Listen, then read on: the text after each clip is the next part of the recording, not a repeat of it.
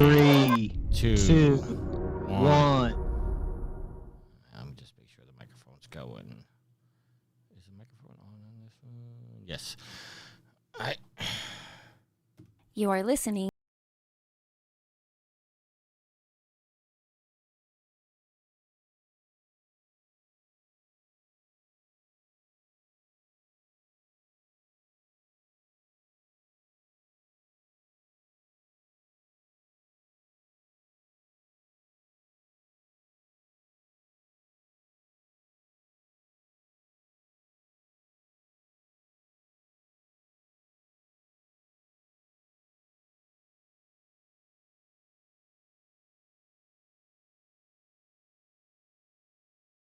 It's episode 552. I'm your host, Chicky Mick. Alongside with me, the man, the myth, and the legend. It's Alex.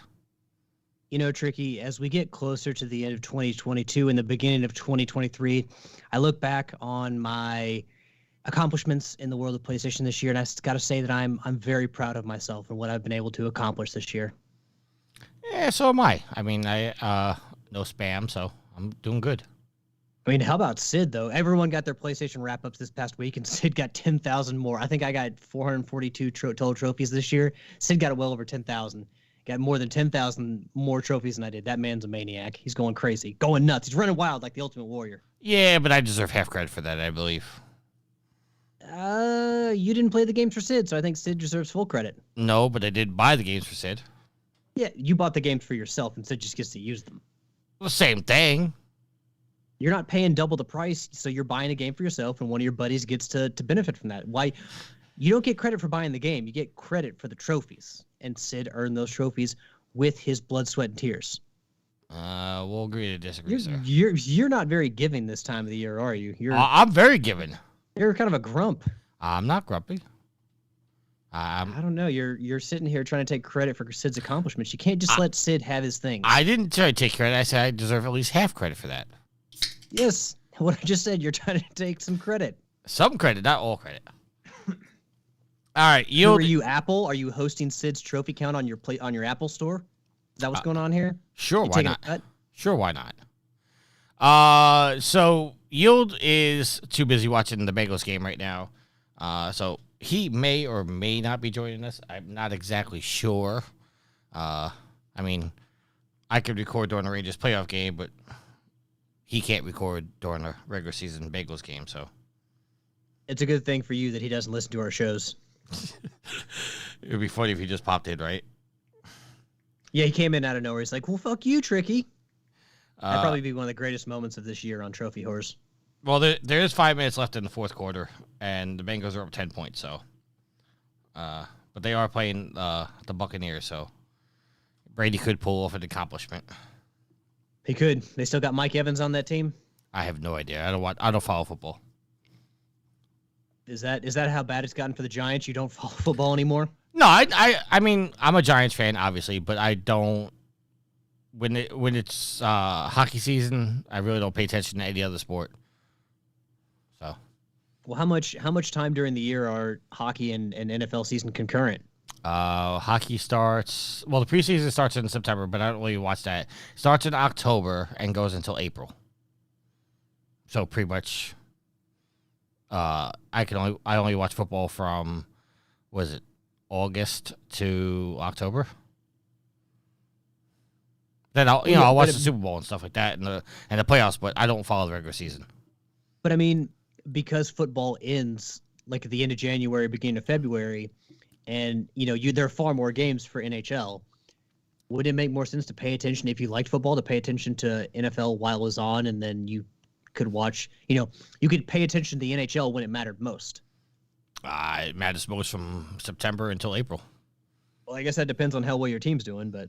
Well, yeah, that's why I said April, because playoffs generally run until about June. Basketball and hockey run concurrently, basically. Well, things are probably, more important from beginning to end for Islanders fans than they are for Rangers fans, but I didn't dig on your teams. Why do you dig it on my teams? You took some digs at the Packers. I mean, you could take digs at the Kentucky Wildcats. I don't care.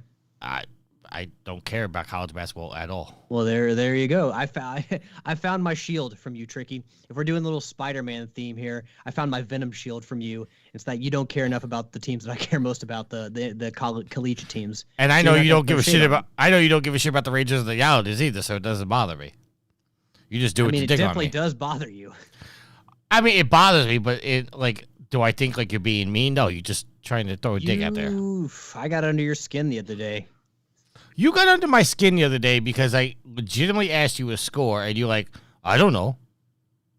When you could just Googled it for me real quick.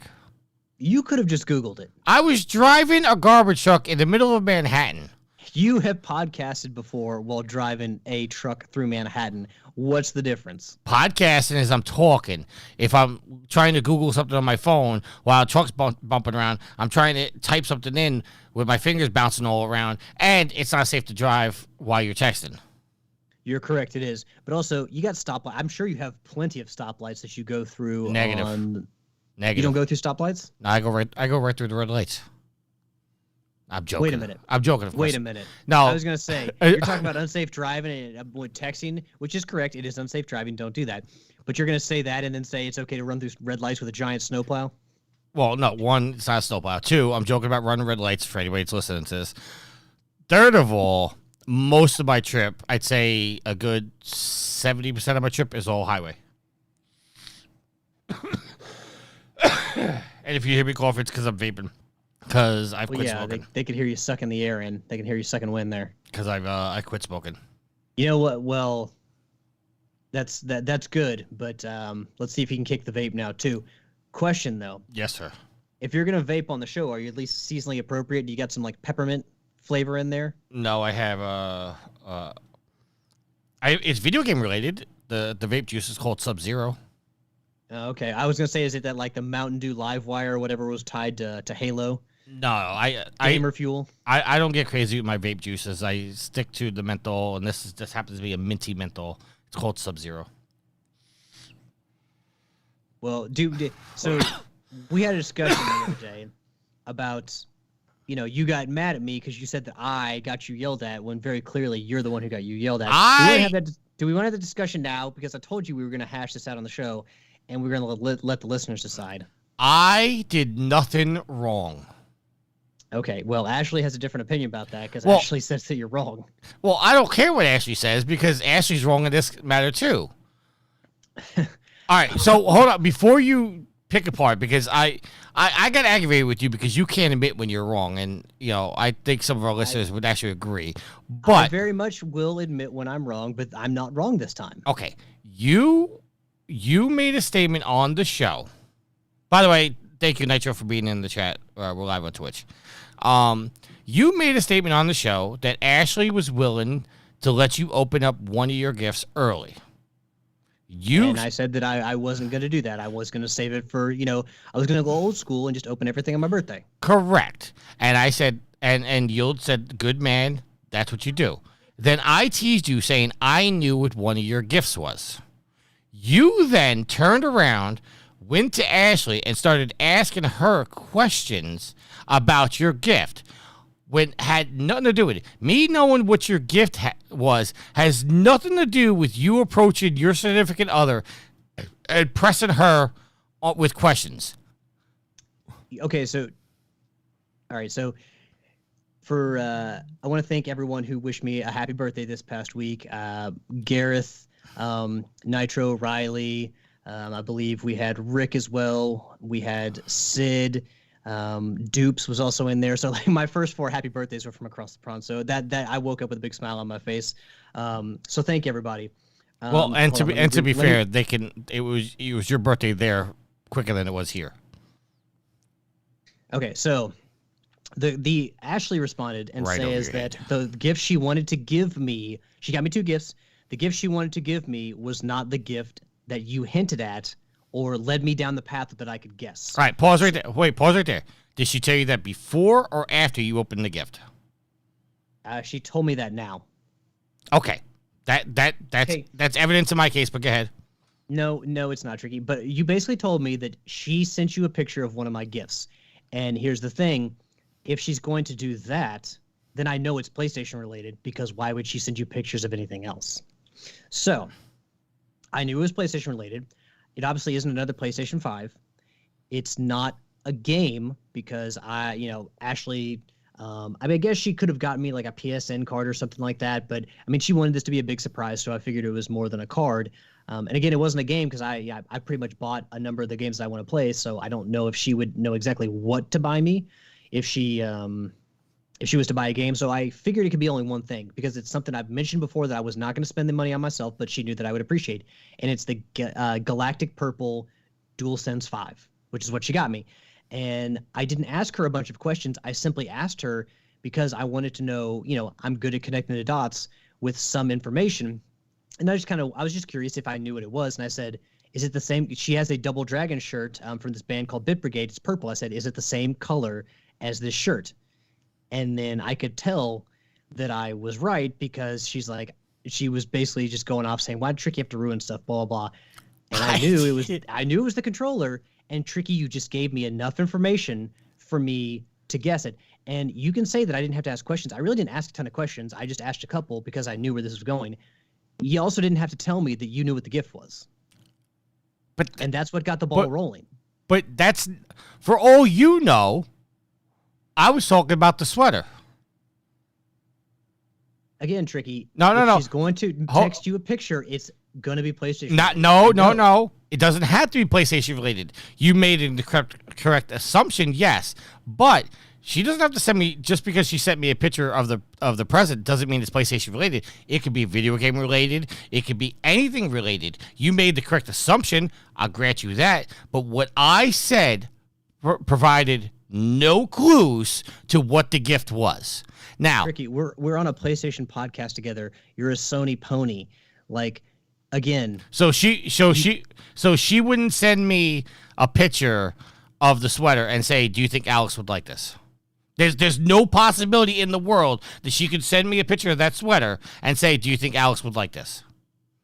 I didn't think so, but also she knows how much I like Mega Man, so I don't think she needed. She was shopping for gifts for one of the kids on fangamer.com, and she saw that sweater or that hoodie, and I guarantee she's like, "Alex would like that. I'm gonna get it." And that's fine. Did she ask you about the hoodie? No, I didn't know about the hoodie. No, absolutely not. He's not taking credit for that hoodie because I found it. He's not taking credit for it. He said no. You did not ask him about it. That's right. So, but for everybody. So Tricky. If she's gonna send you something, I guarantee it's PlayStation related. 99% of the time, and I was right. Whether you meant to or not, you gave me all the information I needed to guess the gift. All I said, and it's on the show, unedited, all I said was, I saw your gift. There was no clue in that whatsoever. You made an assumption, I'll grant you. It was a good assumption. I'm granting you that. But as far as what I did, I provided no clues, and I was only teasing that I knew what your present was before you did. That's it. Hey, Tricky. No. This is not being put on me. No, seriously, sickly. We're going to start again because I didn't hit record. Don't worry, I'm recording. Hit record now. I got you. Yeah, recorded. but what's my audio quality like over there? Well, you sound fine right now, but just hit record. I'll patch it in. We're only 15 minutes into the show. Okay. Well, here, do a sync up. In 5, 4, 3, 2, 1. All right. So, again, okay, hold on. The very first gift I would have guessed was that controller, and it was based on what you said. Ashley had given me no clues, nothing. It was only based on what you had said. So how is me saying I know what your gift is tell you that it's a PlayStation controller? because I could tell, I could basically get it down to the fact that it was a PlayStation item. And then from there, I could guess what potentially she could get me based on the conversations that she and I have had. No. I'm a very smart man, Tricky. I'm not. Give me credit. I can connect the dots real well. I'm not saying you didn't connect the dots. I'm just saying what I said provided no clues, and I stick to that. And any listener that said, I think anybody that listens to this will conclude that I provided no clues other than to say I saw it. That's it. That's it. If she's going to send you something like that, it's obviously. Let me No. Has she ever sent again, you you're making an assumption saying that if she's only going to send me that. I asked the question before. Is it not possible that she sent me a picture of that sweater beforehand? And that's possibly what I could be talking about. You made the assumption, but for all you know, and for everything I said, she could have sent me a picture of that sweater. And because of that sweater, you made the assumption on the other gift, when in reality, I was talking about the sweater. Is that not a possibility? No, it's not. Because name a time when she sent you a picture of one of my gifts that's not PlayStation related. She sent me pictures all the time. Not all the time. She sends me pictures from time to time of things. That doesn't necessarily mean it's PlayStation related. Okay. Well, you can't think of an exact example, so. Well, because I don't really have like a photographic memory of every picture she's ever sent me. Tricky. The point is that from based only on what you said, I was able to clearly identify what the gift was. Hold on. So she sent me a picture of you. Hold on, I'm looking at my thing. There's a picture of you streaming. What game is that? Maybe that's Cow. There's a picture of you sitting there with your microphone in this little tub. You're sitting about 3 feet away from the TV with your laptop to the left. I guess you were streaming at the time. Yeah, because I streamed KO. It was like one of the first times I streamed in a long time that wasn't Rocket League. I have a picture of something of a Millennium Falcon. That's a gift I got for her because you had said that you had gotten the big old Millennium Falcon, the giant one, like the $800 one. And then I said I had gotten her the just the regular size Millennium Falcon for like $200 for one of her birthdays or Mother's Day or something like that. But yeah, that's a gift that she got from me. I see a picture of you. I think you podcast, and I have another picture of you looking like an old ass man on the Face app. See, Tricky, what I'm gathering here is there's not too many pictures of, hey, do you think he would like this gift? Okay. I'm not going to keep beating the dead horse with this. Just because she sent me that picture does not mean it's PlayStation related. You made the assumption, you made it correctly, but I provided no clue into what the gift was. You just took your mind, and I would dare say that you violated what you said on the show by saying, I don't want to know ahead of time, and then you go asking questions. So you ruined it for yourself. Okay, so Ashley sent me a message and says, I don't need his input to buy you gifts. I'm the one who lives with you. Correct. I agree. So, and obviously the pictures that she sent you were not gift related so there's not a deep, rich history of her sending you gift pics. And again, I know that if she's going to ask you if I would like this or if I need this, you and I do a PlayStation podcast together every week. It's going to be PlayStation related. Okay, to be fair, she didn't ask me if you'd like it because I could screenshot the exact conversation where she sent me a picture of it. And she says, part of Alex's birthday gift, they were on sale, blah, blah, blah, blah. I said, purple? She goes, yes, he likes purple. And then I sent a gift saying, I knew it.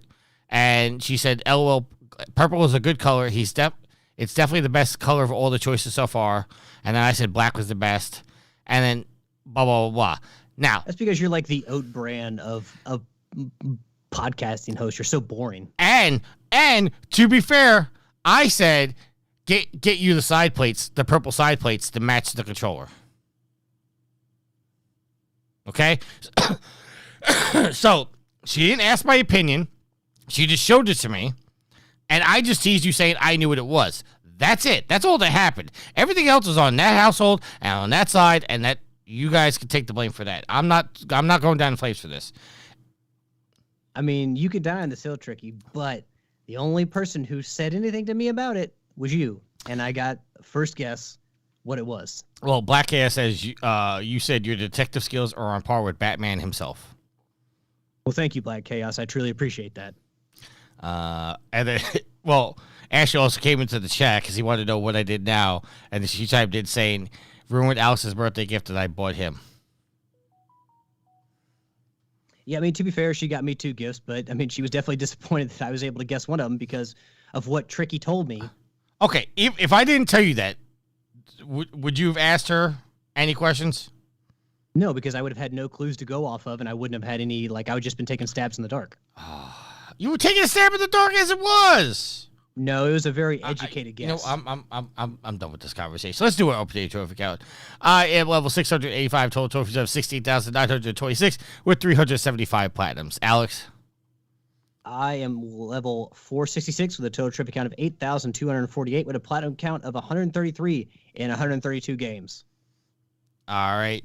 Yield is level 484, total trophies of 8,962 with 161 platinums. And Sid is level 822 with 22,289 with 697 platinums. I'm just trying to see the bagel score to see if we have a yield coming soon. I guess the game's over because I don't see a score anymore. Why is this not coming? Oh, because it says cinnamon bagels. Cinnamon bangles. I'm sure they serve cinnamon bagels at the Yes. probably the Cincinnati games. All right, Cincinnati's up 34-23 with 50 seconds left. So unless Hey, that 50 minutes could last 2 hours. 50 seconds. 50 seconds, yeah, that 50 seconds could last 2 hours, depending on how many timeouts they call. Yeah. All right, so we're going to move on. We're going to get into what we're playing. Alex, we'll start with you. What have you been playing, sir? It's been pretty much all Spider-Man Miles Morales and finishing up trying to wrap up another platinum trophy. I've enjoyed the game, and I know that Tricky said that, hey, you got to play the first Spider-Man before you play Miles Morales. You know, Tricky, would it offend you if I said that there's a story here, but it would offend you if I said that that's not the reason I played. I didn't really care about the story. I just played because you can be Spider-Man and beat up bad guys. That's the main reason that I was playing. I'm sorry. I was typing in the Twitch chat. Say that again. No, I mean, I was just saying that the story is not really why I played here. Even in superhero games, you need to have a story to tie everything together, but I didn't really care super much about the story. It's basically just the thing that I wanted to do most was play a Spider-Man and fight bad guys and, web sling around the city. And I got that. I don't really see what the importance the story has in connection to the other game.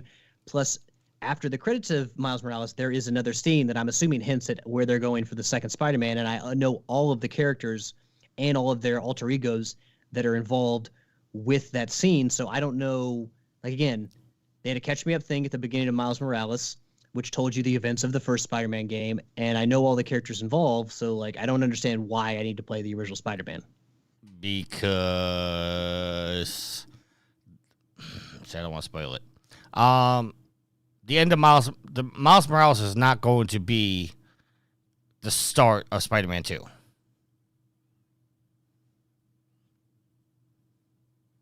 You have to know what happens at the end of Spider-Man to see why we got the teaser trailer for Spider-Man 2.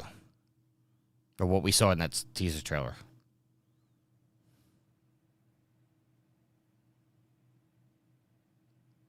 I think we lost Alex. Alex, did I lose you? We lost the Alex man. Alex, I gotta edit this out, but we can't edit it out of the live show, so I'm just gonna just creep. Yeah. Okay. And creep. Oh, wait. Alex, we got you back? I'm there. What happened? Yeah. No, I don't know. My internet's crap. I mean, you only got so many options here, and they're all crap, so pick which one is the least crap, I guess. So did you hear what I said? No, I did not. I said that Miles Morales does not lead into Spider-Man 2. And you have to know what happens in Spider-Man and at the end of Spider-Man to understand why we saw what we saw in the teaser trailer for Spider-Man 2. Okay, but at the same time you said, well, you'll probably go play Spider-Man 2 before you play the original Spider-Man, and I don't know if I'm going to play either. That was just a dig because you played Miles Morales first. Miles Morales is kind of like what Infamous Festival of Blood was. Like, it was just enough. And for me personally, like with the Infamous games, like I kind of got overwhelmed with them and all the stuff there was to do in those games and side missions. And that's kind of one of those games that, as good as it was, it made me kind of turn against sandbox games because I'm just like, there's so much to do everywhere. I can't handle this. I don't enjoy this. It's like a chore. And so Festival of Blood was enough of Infamous to keep me happy and make me, make me have an enjoyable experience in that universe. Same with Miles Morales. Like another Spider-Man game might be too big, but this was like the perfect like bite-sized chunk of Spider-Man where I could get in, play it, enjoy it, but I'm not like, overwhelmed. It doesn't overstay its welcome. I will say that I do wish, instead of making you play a second time on New Game Plus to get the Platinum Trophy, I wish they would have just made it a little longer. Maybe put another Spider-Man into me, a few more missions, because the story, they wrapped it up pretty well, but there was, I think they could have done with another few story missions or maybe some more side missions, in the Friendly Neighborhood Spider-Man app to kind of just, lengthen the game a little bit, fatten it up a little bit. So that's my one complaint is I wish they didn't make you play through PlayStation or the New Game Plus, because I feel like that just kind of gets like, oh, okay, we're just going to go do all the stuff we did before. Whereas if you just kind of elongate the game a little bit, it's not going to be too much more. But I enjoyed the game. A very, very obtainable platinum. It's not hard at all. I do have a tip for the get 100 times combo. You have to get 100 hits in a row. You can play on the easiest setting. Are you about to give the clue that I gave? What's that? To just keep sliding underneath them? Oh, no. I was actually going to say during the Rhino fight, the first Rhino fight, you all you got to do is like web attach to him, like hit triangle to web attach to him, and then let go and dodge whatever attack he throws at you, like when he charges and stuff, and then just keep doing that. And I think you'll get 1 to 2 hits per web sling, and then you can just go from there. Like, because that's what I did. I just got it, and because it's only Rhino in that fight, there's no enemies around him, and you can just keep doing that, dodging out of the way, and get up to 100 that way. Well, I mean, you don't have to do that during the Rhino fight. You could do that during any fight where you just web them and slide underneath them.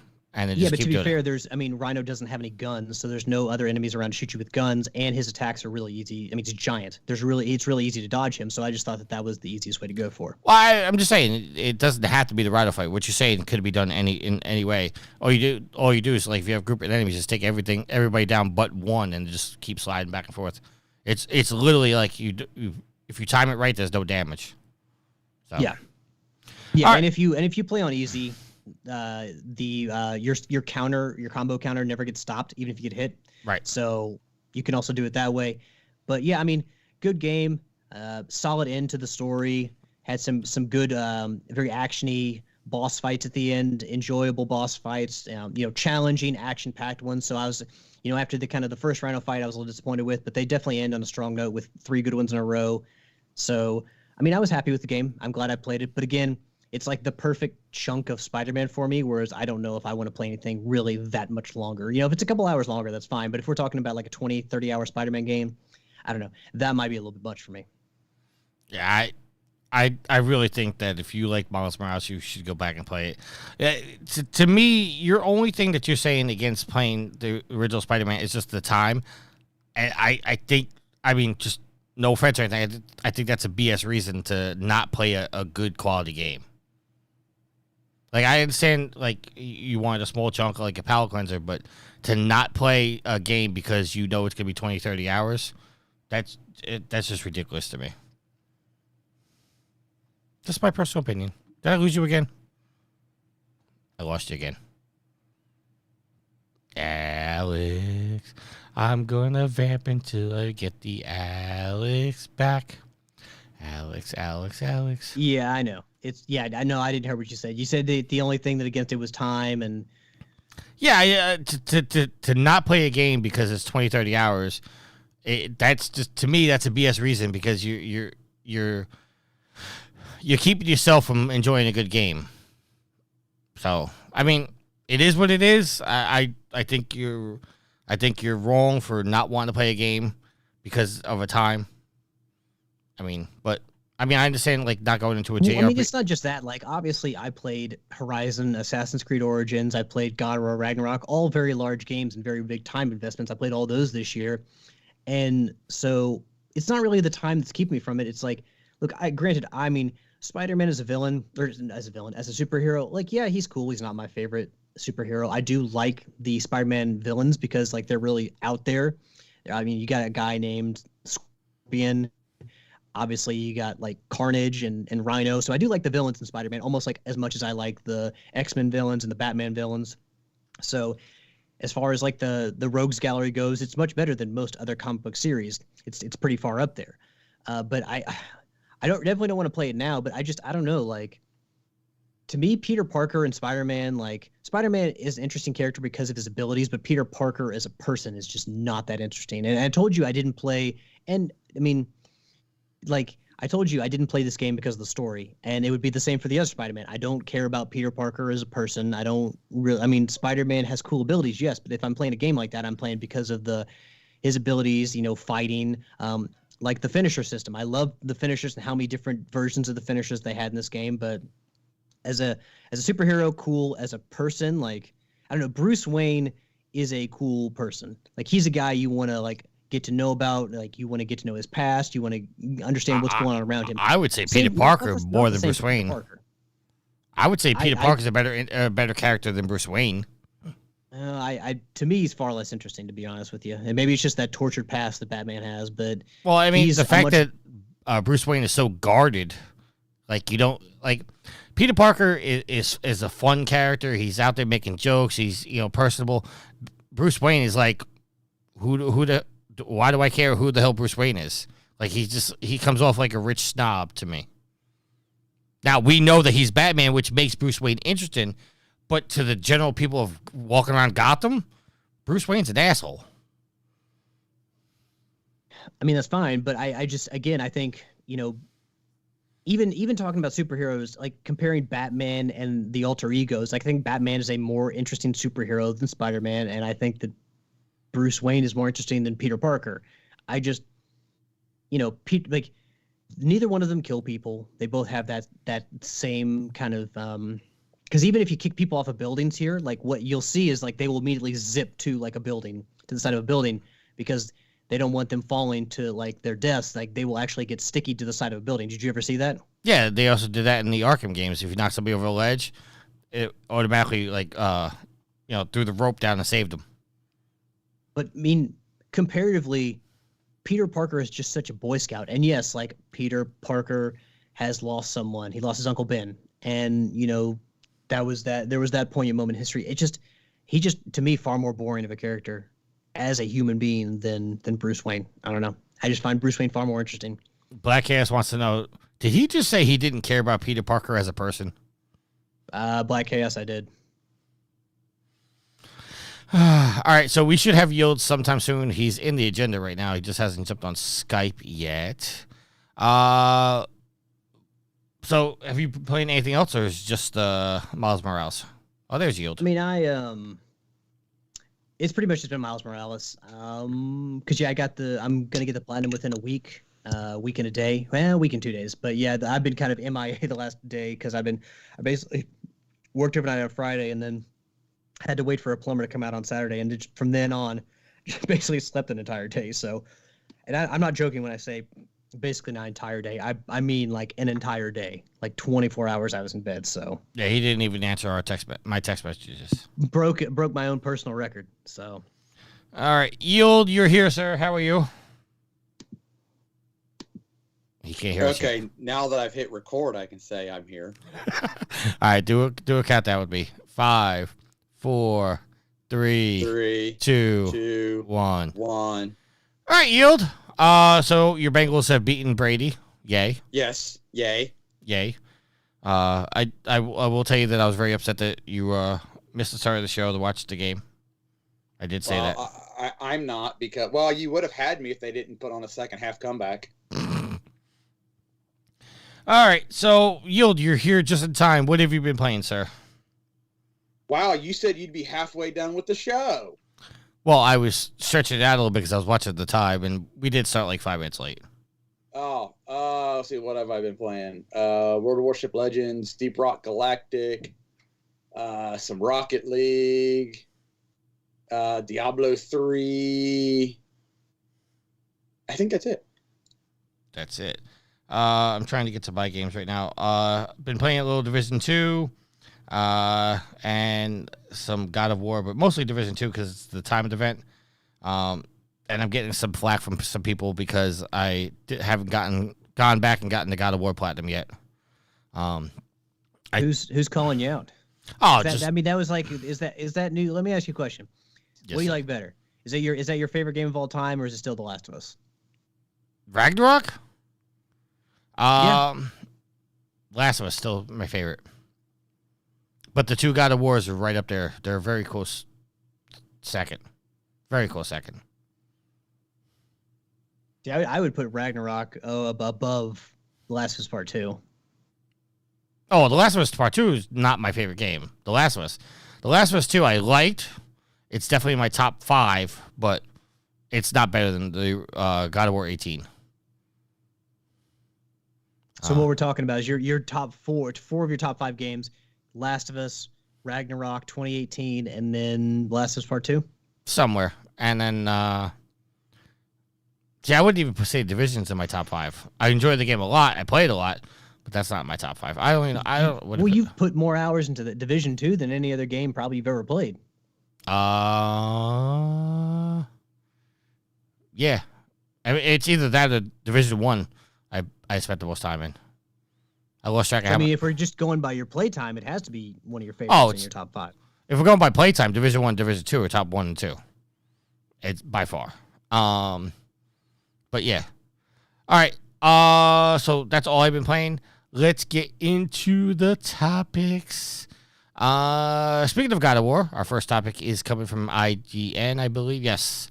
And a God of War live action series has officially been announced for Prime Video. This is written by Matt Kim. Prime Video has announced it will officially order a God of War live action series in co-production with Sony Pictures Television and PlayStation Productions. Amazon's Prime Video service says that the live action series will be an adaptation of the Santa Monica Studios sequel series following Kratos in Norse realm of Midgard, following his quest for vengeance in ancient Greece. Like in the game, the series will follow Kratos as he journeys with his son to the highest peak as a final request for his late wife. So it sounds like we're getting a live-action series of the 2018 version of God of War. There have been talks of who to play Kratos. Some names thrown around. This is not in the article. Some names thrown around are Triple H, Batista, Christopher Judge himself, who is the voice, and there's also been talk of The Rock playing Kratos. So, Yield, I'll go to you first. Of the names I've mentioned, or your own pick, who do you want to see play Kratos? Well, I would want to see none of those guys play it. And as for my pick, I'm going to be the Debbie Downer of the next couple of topics and says this doesn't need to happen. Okay. Because we are starting to tread into we've had a couple of somewhat successful video game adaptations. Now all of a sudden that's the hot thing. Well, and now we got to hit every major Sony title with its own adaptation. Well, and I haven't even seen Uncharted yet, and I'm some mildly interested in maybe someday watching The Last of Us. But now all these other ones that they're announcing, I have no desire to watch them because now all of a sudden it's let's strike while the iron's hot. Let's make all these adaptations for TV. Well, that was going to be a question that I was going to pose after this, because we went a long time without having a video game movie, so to speak. Like, because we were always shitting on the video game movies. Like, Mortal Kombat was a decent movie, but it wasn't, related to the source material and stuff like that. So we've always had like a love-hate relationship with movies or video games or movies, blah blah blah. But that was gonna be the question. But before we go down that path, Alex, anybody you want to see play Kratos? I almost feel like it has to be someone kind of unknown, because obviously you pick guys like Triple H or The Rock or Batista because they have the look. Like, they're bigger guys. They're, big muscular guys, and they would look realistic in a role like that. The problem is I don't necessarily think any of those guys have the acting chops to pull off some of the scenes that we saw between Kratos and Atreus. So, and I don't think Christopher Judge really is like, I don't know if he's like, I mean, Kratos is a big guy. I don't know if Christopher Judge can pull that look off. I mean, I've never seen Christopher Judge in the way that I've seen The Rock or Triple H or anybody like that, but I just feel like these are, not great choices. Like look-wise, maybe. Like Triple H may look the most like Kratos, but at the same time, he had an issue with his heart, and could he handle doing a Hollywood movie like that, an action-packed movie, or would he have to have somebody else do most of his scenes? And, I'm sorry, The Rock may make a lot of money as a Hollywood actor. He's not a particularly great actor, if you ask me. Same with Batista. Batista was great as Drax, but would he be a good Kratos? I don't necessarily think that's true. So I don't think any of these guys are great choices, but to find someone who looks like Kratos and could be a big stocky guy like Kratos, and then also have the acting chops, I don't know. No one necessarily comes to mind, but just picking a wrestler, I think you may lose out on, some of the acting ability right there. I would say, and this is probably a cop-out answer, I'd actually like to see Christopher Judge play him in the live-action movie. I mean, obviously, you guys know I'm going to be watching The Last of Us when it comes out on HBO, but I was looking at the cast, and I found out that the actor that played Marlene in The Last of Us is actually playing Marlene in the TV show, which was a surprise. And I always like to see, like, the original actor of the character, the people that we know, if they ever do make a live action, like, but, so I'd like to see Christopher Judge. I think he's got the build for it. I think he's got the look for it. I'd like to see Christopher Judge do it. I really do. Can we all just agree that The Rock needs nowhere near this part, though? Because if you were to see him dressed up as Kratos, you're like, this is ridiculous. He's The Rock. Like, if you want to, put him in a Fast and Furious movie where he's just some government agent, some big buff government agent, it's like, okay, whatever, I can deal with that. But dressed up as Kratos, that'd be ridiculous, and it would completely take me out of all of the feeling watching that movie. It's like, all right, well, just watch The Rock and his son Atreus here. Like, it would just kill it for me. Well, there's a lot of people that are pissed off with The Rock right now because they feel like The Rock fucked up Henry Cavill's career. How is that? Well, he brought him back for Black Adam, and bringing him back as Superman for Black Adam, and Warner Brothers turned around and said, okay, we're going to hire you back. So he left The Witcher, which now he's gone from The Witcher. And then I had heard that he left The Witcher because of the writing staff. No, that was a big reason. I heard he left because he got the role back as Superman, and then now they're telling him that they have no plans for him being a Superman anymore, so they fired him. So now basically he lost playing The Witcher, and he lost playing Superman, and now they're talking that he's going to be in a live action version of Warhammer 40,000. Well, let's be real. I don't know if you followed any of the Witcher controversy. We watched the first 2 seasons. It's a really good show. But when they came out with that and said that Hemsworth was going to be replacing Henry Cavill, I was like, well, I guess season 3 is the last season for me. They're going to lose so many people when they turn it over to Hemsworth. And it's really nothing against Hemsworth. It's just Henry Cavill has done such a great job with The Witcher that you really don't want to see anyone else play The Witcher. So they're going to lose a lot of viewers for that 4th season, to the point where I assume that they're going to cancel it at the end of the 4th season. But I saw that people were excited about Man of Steel 2 because the original Man of Steel was actually one of the better DC movies. And, they've canceled the next Wonder Woman movie. They've canceled, Man of Steel 2. Like, at this point, Warner Brothers might as well just say, we're not going to do a DC universe because we've failed so miserably at this. Like, no one cares anymore. Well, the talk now is that they're actually going to reboot the entire series. Oh my God! Well, stop. I mean, they tried to do that. Didn't they just try to reboot it by bringing Henry Cavill back? And now they're saying we're scrapping those plans. I'm blanking on the name, but the guy that took over DC, James Gunn. James Gunn. Apparently, there was an interview with James Gunn recently where he said that he would not have brought Cavill back for the end of Black Adam. And that they've already scrapped Henry Cavill's cameo part in The Flash. And Gail Gadot's. Yes.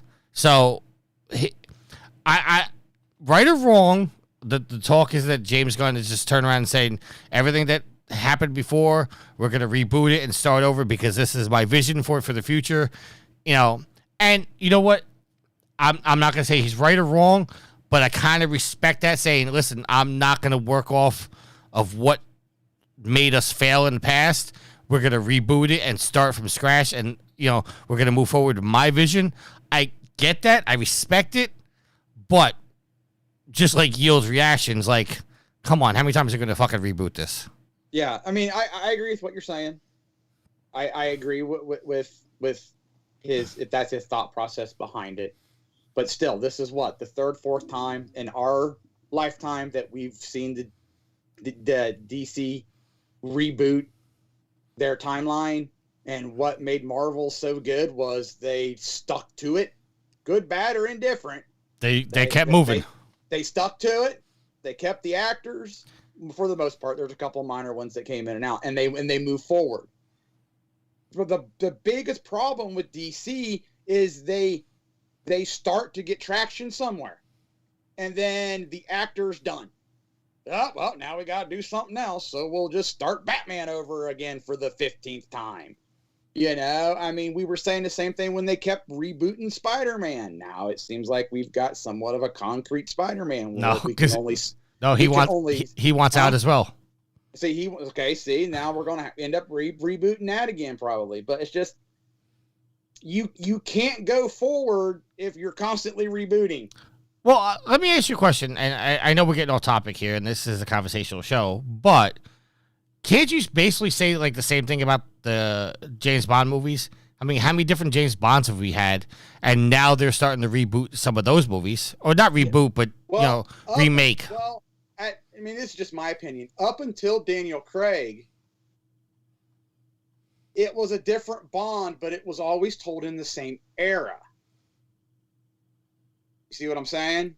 Right. But now, aren't the Craig movies basically remaking movies from the past?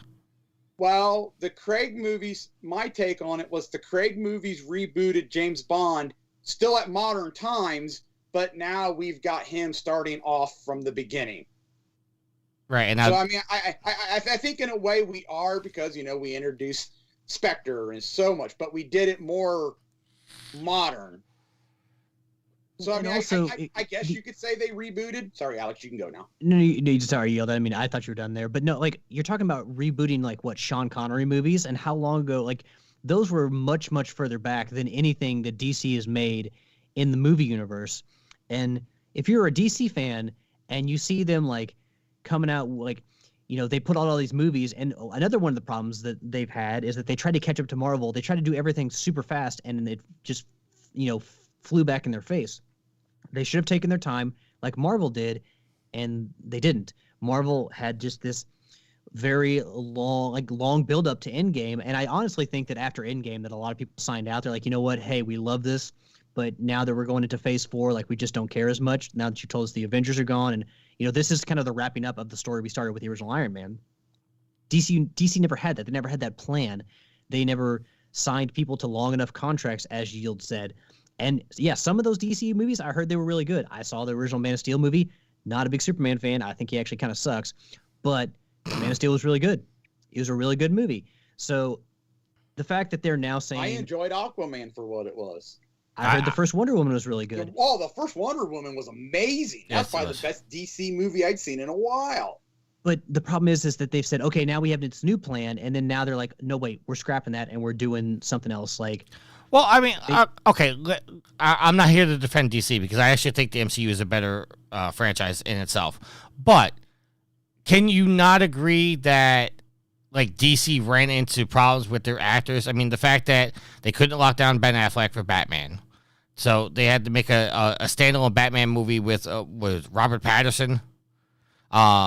They're having a problem with the guy that played Cyborg. The Ezra Miller is just going buck wild, breaking all kinds of laws. Like, at some point, you have to say, like, we can't. There's no real way to continue this on because we're gonna have to change so many actors. We're gonna have to change the actors. We're gonna have to change the storylines. We're gonna have to do this. We're gonna have to do that. I mean, it's. Like, I'm not trying to be an apologist, but at some point, I mean, James Gunn's hands got to be tied a little bit. But what they need to do is they need to just give up on a universe idea, a universe of movies. Just give up on that idea. You can't do that, though. I don't know how old James Gunn is, but goddamn, he can't make, an entire universe in his lifetime. Going to be honest about that. Just the amount of projects he would have to undertake. I don't think he can handle that. So just give up on a universe and just make good movies. James Just Gunn. have, like, James Gunn is 56 years old. yeah, he can't. If he's the one helming all of this, and you expect him to have a universe of movies done within his lifetime, I hope James Gunn lives a long time. But that's a lot for one person to take on, to try to reboot this entire thing and create a movie universe on the scale of Marvel. To with DC, it's hard to do that from this point. So just give up on the universe and just make good movies, and that'll make you money. Because they just keep tripping over their intentions. They want to do good stuff, but they've failed here and there and tried to reboot it here, and then no, that was stupid, so we're going to reboot it here. Just, if I was a DC fan, I would just give up on those movies altogether, and I would just go see movies for my favorite character or my favorite, superhero, and just be done with the rest of it. All right, let's move on to our next topic here because we have another movie to talk about. Death Stranding movie is in the works from Kojima Productions and Barbarian's Hammerstone Studios. The film will reportedly introduce new elements and characters within the Death Stranding universe. This is coming from IGN and is written by Adam Bankhurst. As reported by Deadline, the film is being fully financed by Hammerstone Studios and Kojima, and Lebovici will serve as productions on the producers on the project. Kojima and Alan Unger will take roles as executive producers. No further details were given for the Death Stranding film, but Deadline has said it will introduce new elements and characters within the Death Stranding universe. There's also no word as to who will direct or write the movie, but Deadline understands it's now a, quote, now on the fast track with development underway, end quote. So looks like Kojima is finally getting his wish into making movies. So I don't know if I would have started with Death Stranding, but it is what it is. So who better to write that movie than Hideo Kojima? He's going to be brought on board to be some kind of, if he's not the director or producer, he's going to have to be some kind of consultant's role. He's got to be writing this movie. I think that's the only way this movie survives is if he writes the movie. Well, he's good at his 45-minute cutscenes, so he'll have no problem nailing a movie. I mean, hey, if you take all the cutscenes out of his games and kind of mesh them together, like some people will do on YouTube, hell, he's made plenty of movies. I remember in the first. He is writing the movie. Does that not take away from his time making games? He's not writing the movie right now. Well, you said he's got to be, and I think we would all agree with that. I mean, my opinion is he has to write the movie, but according to the article, he's not writing the movie. So I don't know. It just says that he's going to be an executive producer. It does not say he's going to be writing it. Because it actually says, as no word to who will direct or write the movie. So. Hideo's going to tear up that script and be like, nah, here's how you do it. All right. Moving on here to our next article. Hogwarts Legacy has been delayed on the PlayStation 4 and Xbox One. The Switch version got a release date. Hogwarts Legacy will launch on April 4th, 2023 for the PlayStation 4 and Xbox One, and on July 25th, 2023 for the Nintendo Switch. It doesn't say... Oh, and the game is coming out on the 5 and the Xbox Series on February 10th. So you got a 2-month delay for the last-gen systems. I know you guys aren't really interested in the game, but do you take this as a sign that maybe developers should stop developing for last gen and just focus on the current gen? We'll start with you, Yield. Well, depending on your game, you probably should. If you're having that much trouble where you have to delay that launch window for 2 months, then yeah, you probably should. All right. If your game's ambitious enough that you're developing it for this generation, but you're having that much issue to cram it down for last gen, then yes. I mean, I bring this up, because obviously the whole controversy with Cyberpunk was that it ran like shit on the last gen systems. So this is another take of a game that's coming out, and just to use your word, Yield, ambitious, that it's coming out on the current gen, but the last gens can't keep up. That's why I posed the question. Alex, your thoughts, sir? Well, I can't remember what the person's name, but they worked on a project for the Xbox Series S, and they were claiming that it was basically a potato and holding everybody back, and that they wished that they didn't have to, put out an S version to get a version on the X as required by Microsoft. And both of those are current gen, by the way.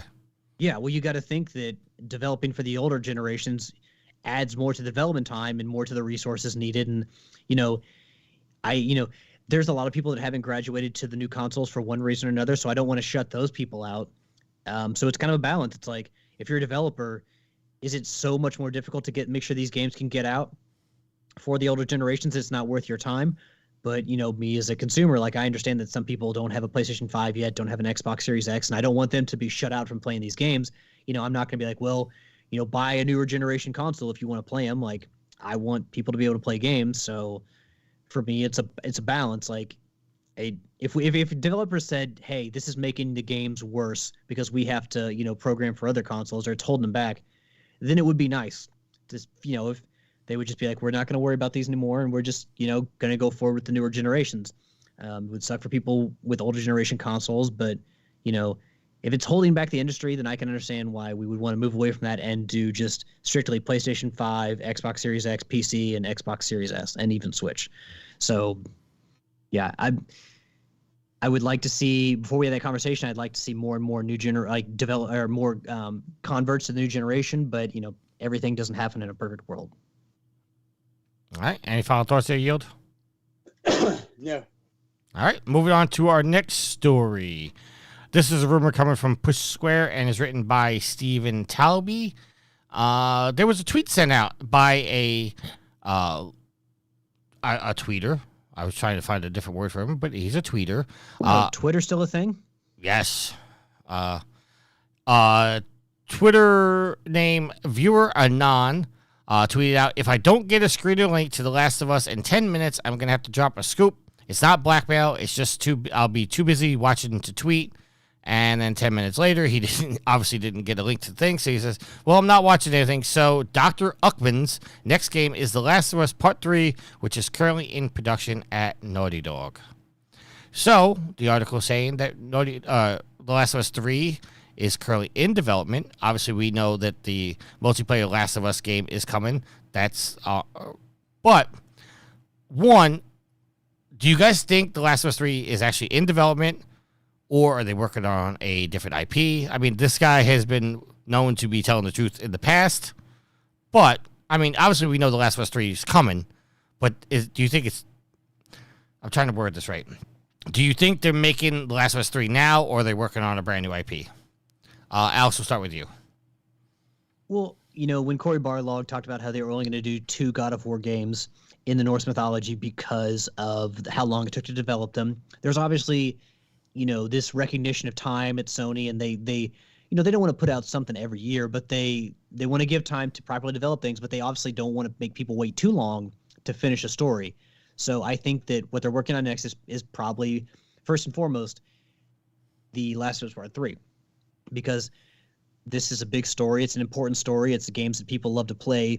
It's one game of the year both times, for both games, the original Last of Us and The Last of Us Part 2. So I think they want to get this story told. They want to get it out there, and they don't want to sit on it too long. So I think that's going to be out. I don't want to say it's going to be out before the last multiplayer, but I definitely think that at the main team at Naughty Dog, this is their main focus, is Last of Us Part 3, and they've got somebody else doing, whether it be a smaller team within Naughty Dog, or somebody else. I think they've got them doing the multiplayer game. But the main team at Naughty Dog is definitely working on Last of Us Part 3. And the real question is not if it's in development. The real question is, where do they take it from here after they left off in Part 2? Well, the article does go on to say that a different studio is handling the Uncharted franchise. So, Yield. Wait, no, wait. You said Last of Us multiplayer, right? Not Uncharted multiplayer. No, I'm sorry. Okay, let me.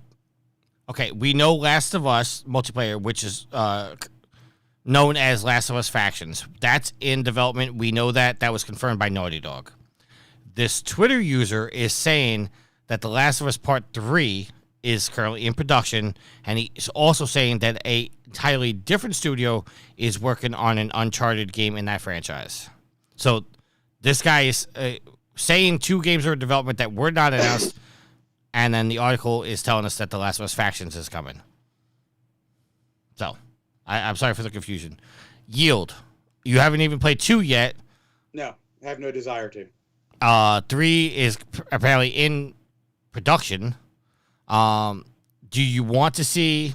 Well, I'm not going to ask you if you want to see part 3, but do you want to see an Uncharted game, or do you want to see a brand new IP? Well, I want a brand new IP, but they have not given us any kind of inclination that they're working on a new IP. So I am not shocked that they're going straight to The Last of Us 3. I feel that the company has shifted since they've had their turnover. So Since Bruce and Amy left? Yeah, since Bruce and Amy left, especially since Bruce left, that now they're not, I mean, I'm sure that they're kicking around ideas for an IP, but I don't think that I'm sure they dove straight into The Last of Us Part 3 because they don't have anything. And I hope they prove me wrong. I hope they come out and say, hey, here's our next game. But I think that Druckmann has put the entire company in The Last of Us basket. We're doing a multiplayer. I hope it does well for them because I could care less. You have no interest in playing that multiplayer? I have absolutely no desire to play a Last of Us faction multiplayer. None. Really? None. No. I didn't really care for the first one. Okay, fair enough. That was the main reasons I didn't get the platinum. I'm like, nope, not going through all this. I mean, I don't know why people are losing their mind over it. Now, story-wise, sure. But like I said, I didn't feel that game needed a sequel. But that's just my personal opinion. Well, Donnie said the same thing when the first game was over. So, yeah, I fully believe that they are full steam ahead on number 3. Okay. I don't think they're on number 3. I think they're working on factions and a brand new IP. I don't think they're... Neil Druckmann did say that the story outline for 3 was already done and written. They just weren't in production yet. That could have changed. I just don't think they're going to work on it. I think they're going to come out with a brand new IP, let The Last of Us die down a little bit because of the controversy with the second game. I think they want that to die down a little bit so when they do reveal 3, it's more of a buzz and not just a, oh shit, just another Last of Us this quick. What have they done to this story? So I think they have to space some time between it.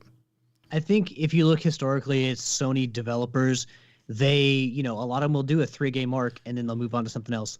I think that once a team moves on to something else, you don't see them come back to that. So I think that if Naughty Dog were to jump to a new IP, the likelihood that they were the ones that do Last of Us Part 3 goes down. So I think that they are going to do The Last of Us Part 3 and finish whatever story that they want to tell. And I don't necessarily agree with Yield in that they don't have anything. I think that they, I think Yield did say they probably had ideas, but just nothing like super concrete. They probably have, some pretty some good ideas rolling around, something they want to do, a next project they're looking forward to. But I also think that they want to finish telling the story of The Last of Us, and that's the most important thing to them, to finish off what they started before they do something new. So because developers generally move on to a new project completely and leave things in the past, I don't think that you'll see them hop off The Last of Us until they finish telling that story. And then you can let somebody else do whatever with it. Oh, perfect timing. I went away for a second, came back. We were talking to more. All right, let's move on.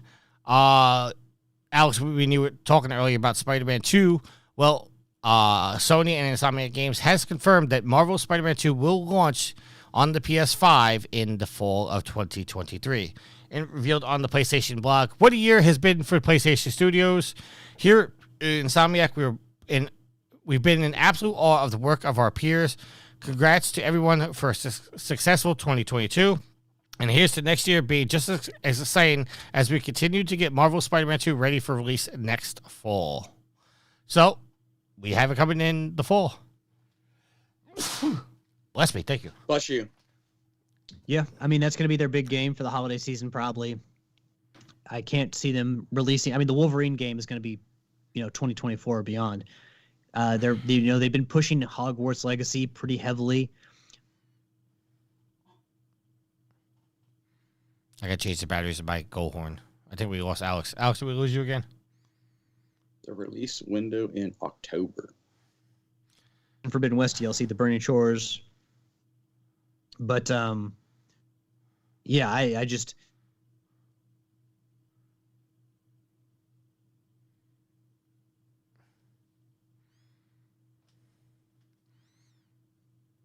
Alex Taurus is, next year. Alex is having a bad internet day.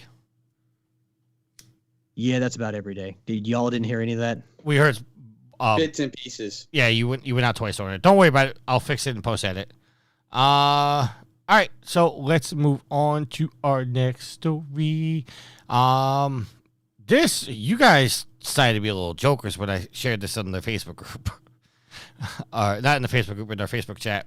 This is coming from notebookcheck.net. So This is a real reputable site here. I don't know, but I've seen this story in other places. What dark corner of the internet did you find this website? Well, You're stretching for sources there. No. Okay, so I know you guys don't have them. At least it's a locked website or a yeah. Yeah. When you on an Android phone, especially the Samsung, if I swipe to the left over the menu, it comes up with a bunch of Google things, and it's obviously through Google they curtail the articles to me. Like the top right now. Article right now saying a 53-year-old legend wants to come back and fight Brock Lesnar. So I have a bunch of articles. That's where I got this article from. So if I ever send you guys an article in the Facebook Messenger, that's where I got it from. Anyway, getting back to the story. It doesn't say who wrote this. Okay, Alex Alderson wrote this. Okay. So, according to reports, Sony is still working towards fundamentally changing the PlayStation 5 offering. Reputedly, the company has sent out modular PS5 test kits with retail units planned to replace both the regular PS5 and PS5 digital editions eventually. It seems that Sony is moving closer to releasing a PlayStation 5 console with a detachable disc drive nearly 3 months after the rumor first emerged. For context, the rumor originally originated with Tom Henderson, an industry insider who correctly predicted the DualSense's Edge launch months before Sony announced its controller. While the alleged change is not the introduction of the PS5 Pro or Slim models, it should mark a more significant refresh of the PlayStation 5 series than the AMD Oberon Plus revisions that arrived earlier this year. With the PlayStation 6 rumored for 2028, the PlayStation 5 with a detachable disc drive could serve as a mid-cycle refresh too. So, I'm not going to keep going down on the article, but I'm sure you guys seen pictures of what the new model is supposed to look like. Have you not? Not really. Okay, so Yield, you have a disc PS5. Yes. Alex, you have the digital PS5. I sure Bob do. Okay, so think of what the two models look like, okay? So what the new model is supposed to look like is they're going to sell a base model PlayStation 5 digital edition. The one that looks like Alex's. Yeah, $400 Mugabe. Okay. Outside of that, they're going to sell a detachable disc drive for $100 that you can take and plug onto the new model that looks like the digital edition, and that will become a disc PS5. So they're going to sell a base model digital one, and then they're going to sell a detachable disc drive that slides on to make it look like what you currently have now, Yield. Still at $500. Right. No price change. But they're saying that this is the option that they're going to sell the base ones, and then they're going to sell the detachable disc drive separate. So the initial cost, unless you want the disc drive, is $400. So I'm sure they're going to market it as saying we're selling the PS5 at $400 now. Well, yeah. Latin Legacy in the chat says the HD DVD drive is back. And he laughed. That's a remark to the them selling the disc drive for the Xbox 360? Yeah, 360. Yeah, and hey, Sony fought against that thing, so they're kind of retroactively, bringing it into the Sony camp. Well, I mean, I think that fight was more or less between HD DVDs and Blu-rays, which Blu-ray won. Yes, the format, yeah, the format wars. So, you both made the joke saying that we're all gonna have the we're gonna have rare consoles. I forget the word you guys used. Classic. Yeah, I think you said classics. Yeah. So we're all gonna have classics. I think this is. I mean, yeah, it reduces the number of SKUs and is maybe less confusing for people. For more mainstream consumers, having just one box on the shelf, it makes it easier for people. I cannot tell you how many times people come into my store and complain about how many different yogurt options we have, not realizing that people have a lot of different dietary needs. So for everyone to be represented, you can kind of have to have that. But I think that more than anything, this is Sony stepping away from people getting used to having a disk drive, like a console that comes with a disk drive natively in their home. This is them further detaching from the physical media, because it's, they're going to get you used to an idea. Okay, you buy this console, it's all digital, but if you want the upgrade or you want the disk drive, you can go out and buy it separately. I think it's a move where they're going to still give, people the chance to go buy physical media, but keep the digital march going forward, where they're getting more and more people used to just having a digital box in their home.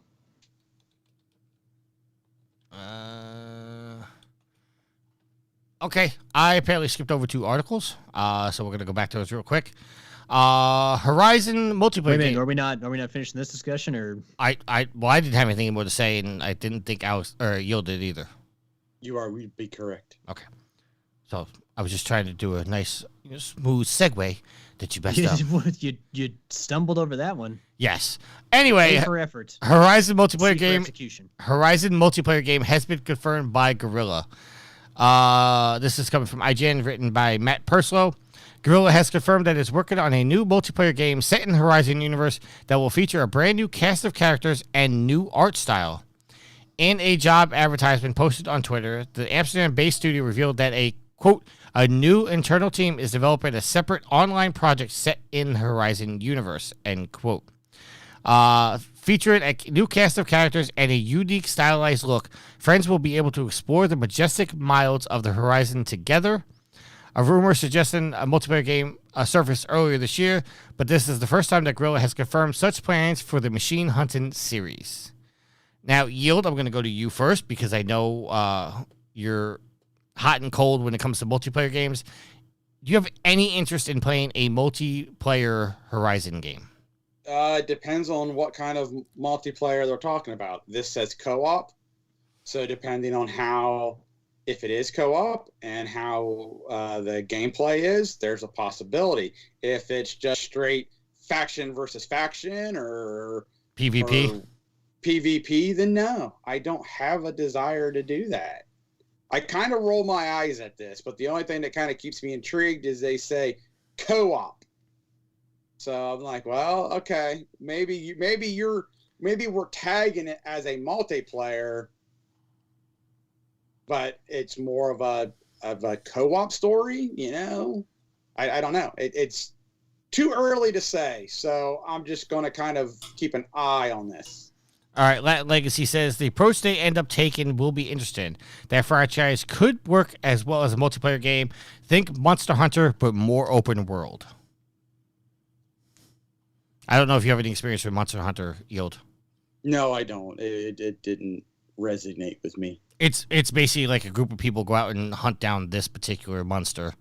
So I think what Latin Legacy is trying to say is a group of you guys all go and hunt down, like a Thunderjaw, or like an overpowered Thunderjaw. You know what I'm saying? Yeah, or a Tremor Tusk, something that right.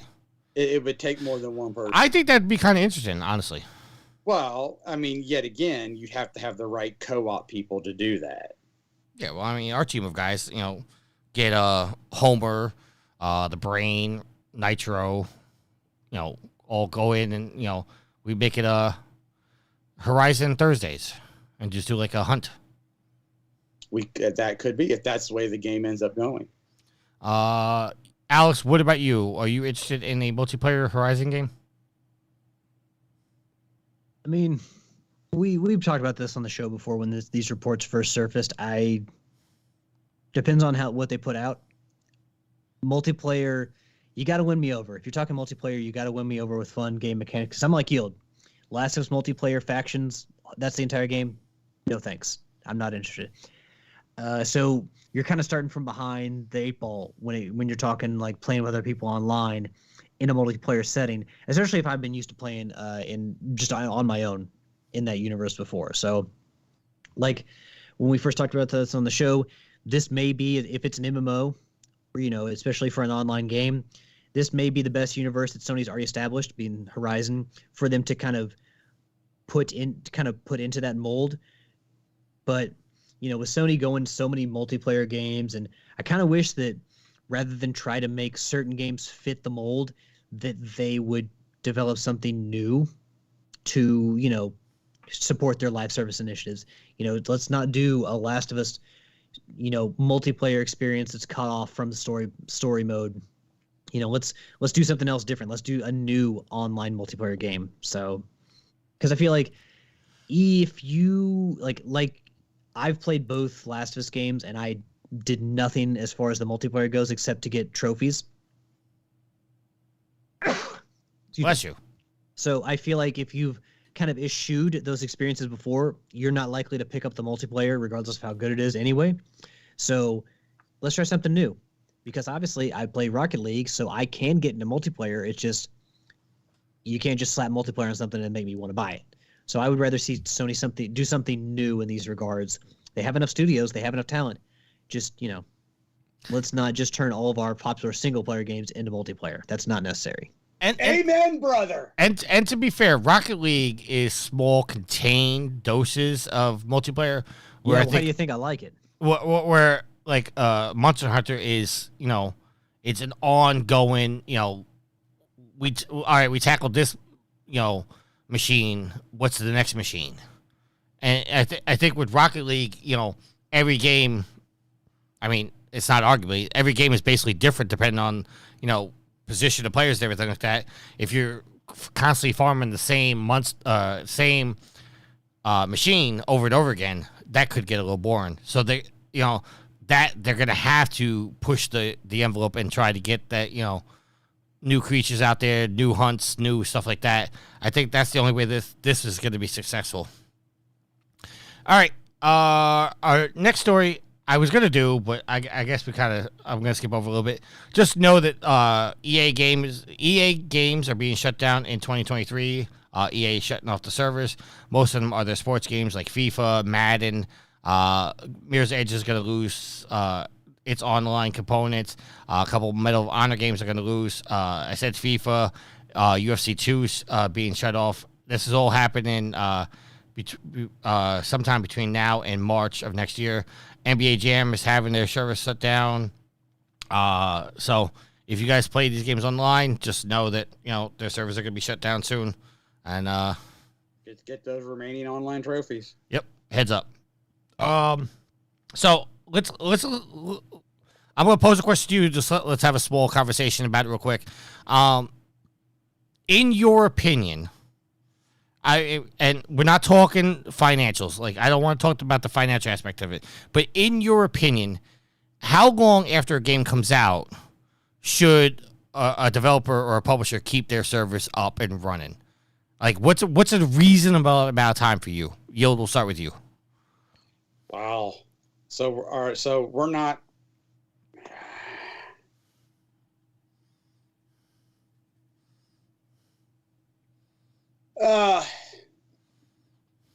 I'd say minimum a year.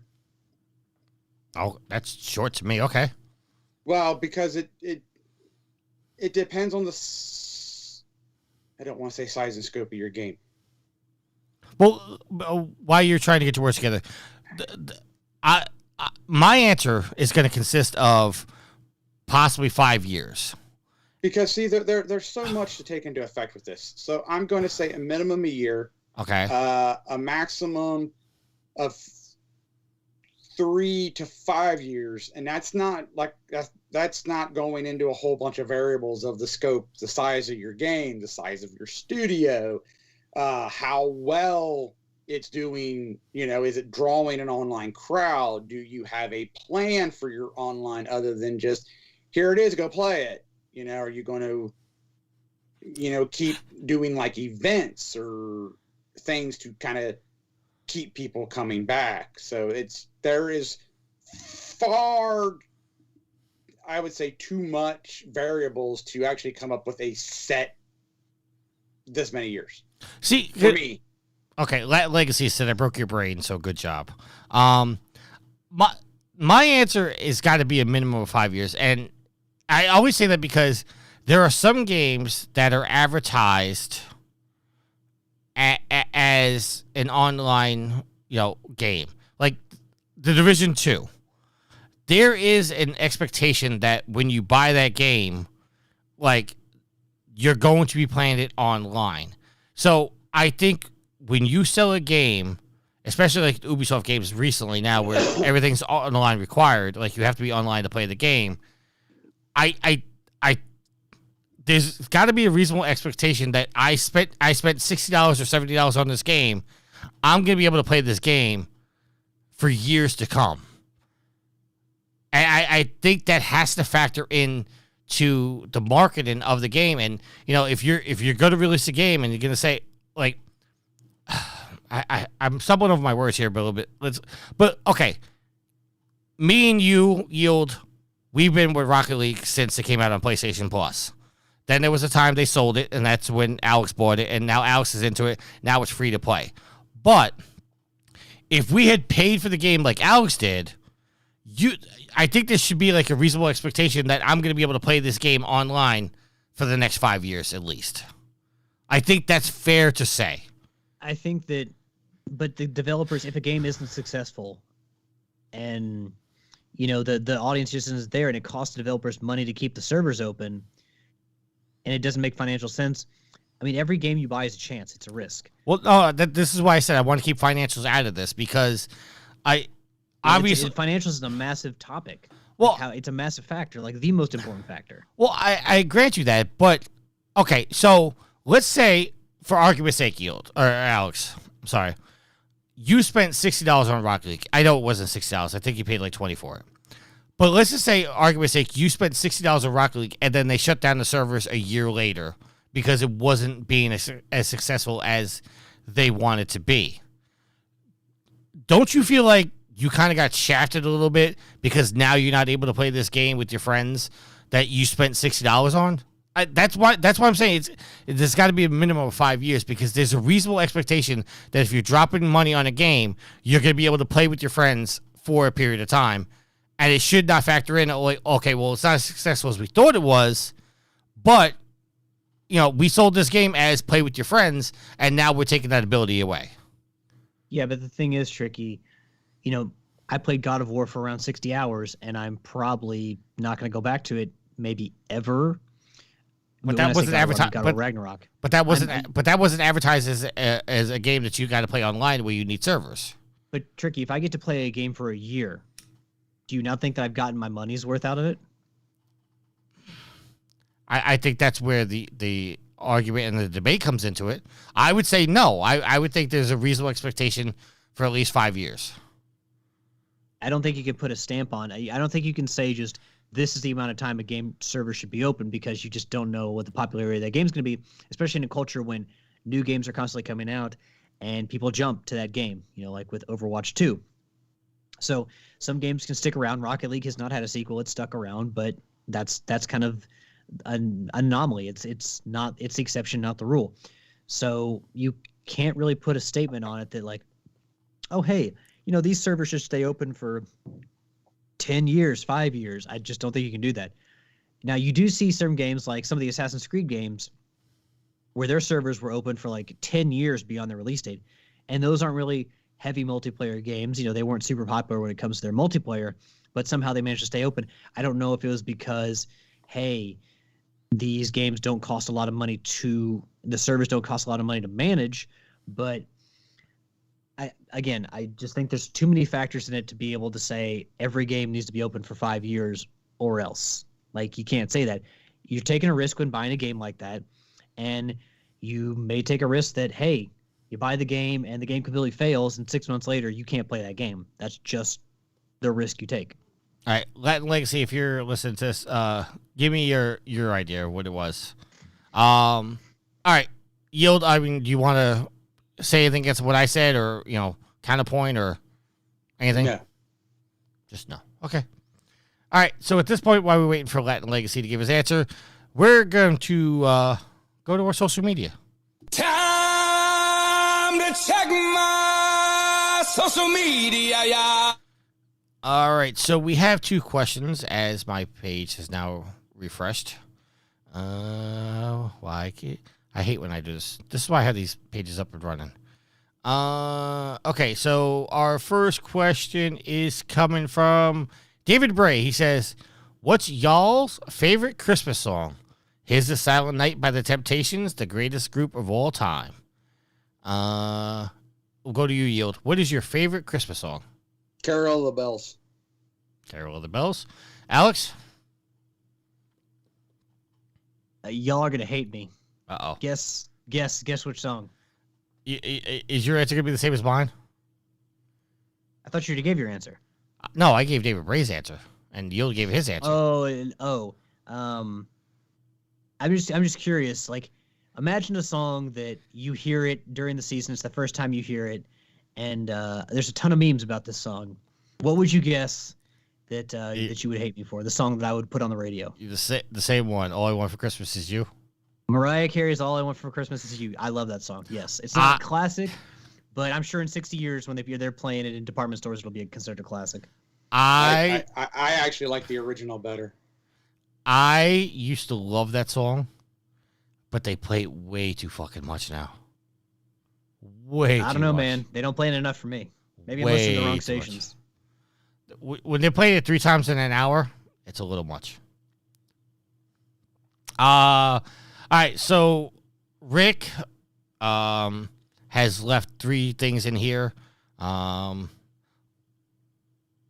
One's by Corey Taylor, and it's Xmas, but the A, the S is not, so I'm assuming this has got to be some kind of vulgar version of Christmas. Well, I mean, Corey Taylor, do you know who that is? Yeah, that's the lead singer of Slipknot. And Stone Sour, yes. Well, same thing. He also left. It is not the same thing. They're different bands. Same person, I meant.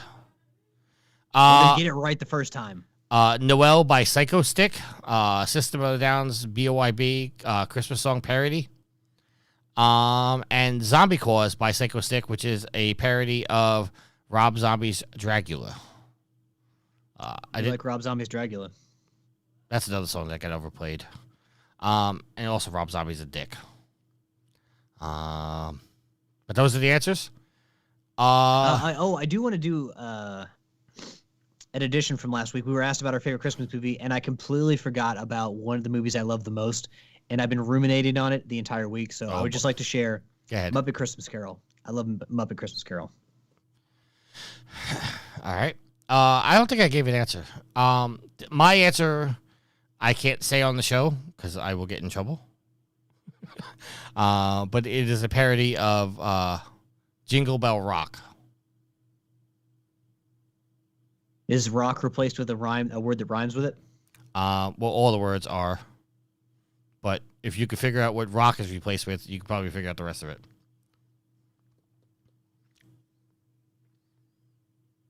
I don't know if you guys are thinking or just silence because you're disappointed in me.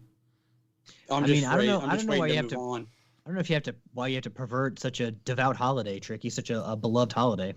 And then we have a question from Matt G. He wants to know, what is your favorite holiday dinner? Alex, we'll start with you. Wow. Okay, yeah, go with Alex. Well, the side that my stepmom always makes this especially for me because she knows how much I love it. Broccoli cheese casserole. I love that stuff. Broccoli cheese. Oh my God. Yeah, that actually sounds pretty good. Yeah, and you put like cracker crumbs, like saltine crumbs on top, break it up and put it on top. I will tell you guys, you are winning the war on the peanut butter on pancakes and waffles because I brought it up to about 20 coworkers, and only one of the coworkers agreed with me. The rest of them agreed with you. Yeah, see, You know, what Tricky. we're talking about. It's glorious days like this that we make you realize how wrong you are about so many different things. I didn't have to tell you that, so don't push it in my face. I'm just giving you guys an update. No, When I'm just you gonna, told I'm just gonna us- sit over here and grin ear to ear.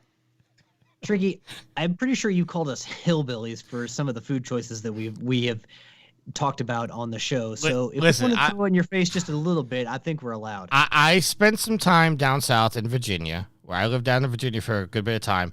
I know there are some crazy concoctions that people come up with. I'm not, but the idea of peanut butter on pancakes and waffles, it's too fucking weird for me. Lazy. It's Dude. too fucking weird for me. Here's the thing, though, Tricky, would you put peanut butter on bread? Yes, with jelly. But I would never Okay. have just a peanut butter sandwich. But can you not imagine like having two waffles, put peanut butter and jelly in the middle, and eating it like a sandwich? No, because I don't eat just peanut butter. If I'm eating peanut butter, I'm eating it with jelly. And the only other Dude, substitute. Tricky, I just said peanut butter and jelly. Make a sandwich, like have like waffle, because a waffle's not that far from bread. Let's be real. Okay. It's not the same thing at all, but it's not. I mean, it's not that far from bread. It's like a base that you use to pour like toppings on. So if you'll eat peanut butter and jelly on bread, why won't you eat peanut butter and jelly on like a waffle sandwich? Because it's not the same thing. It's close enough. Okay.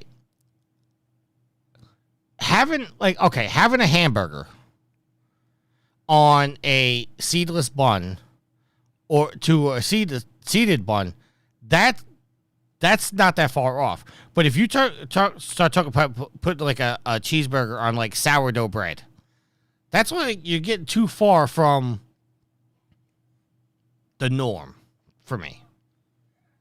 Like I know that you don't like to go outside your comfort zone, but it's not about a comfort zone. It just, to me, like I know I'm going to use the wrong word here, but I think I'm more traditional with my food. Like I like the traditional things. Like when you guys eat hot wings, you eat ranch and blue cheese. I don't put a sauce. I don't use sauces on my hot wings.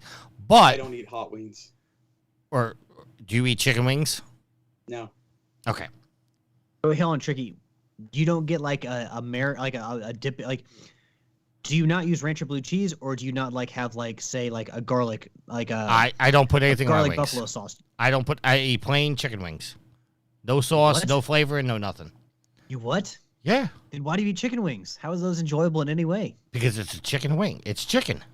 But there's no flavor, or there's barely any flavor.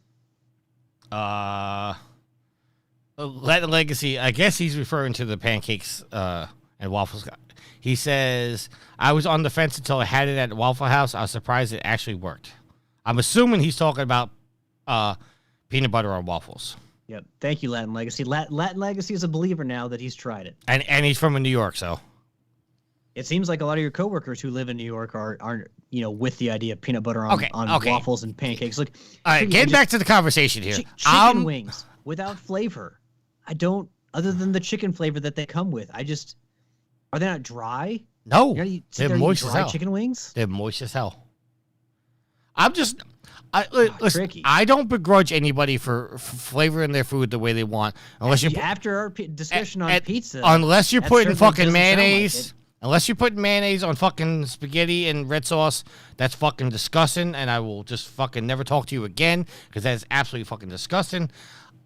I don't begrudge people for doing things with their food. I just find it fucking weird that you put peanut butter on pancakes and waffles.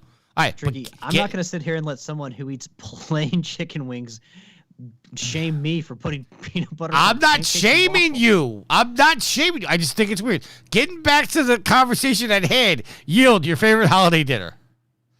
See, I'm a weird one because we've never really had a traditional holiday dinner ever since when my grandfather was doing Christmas Eve.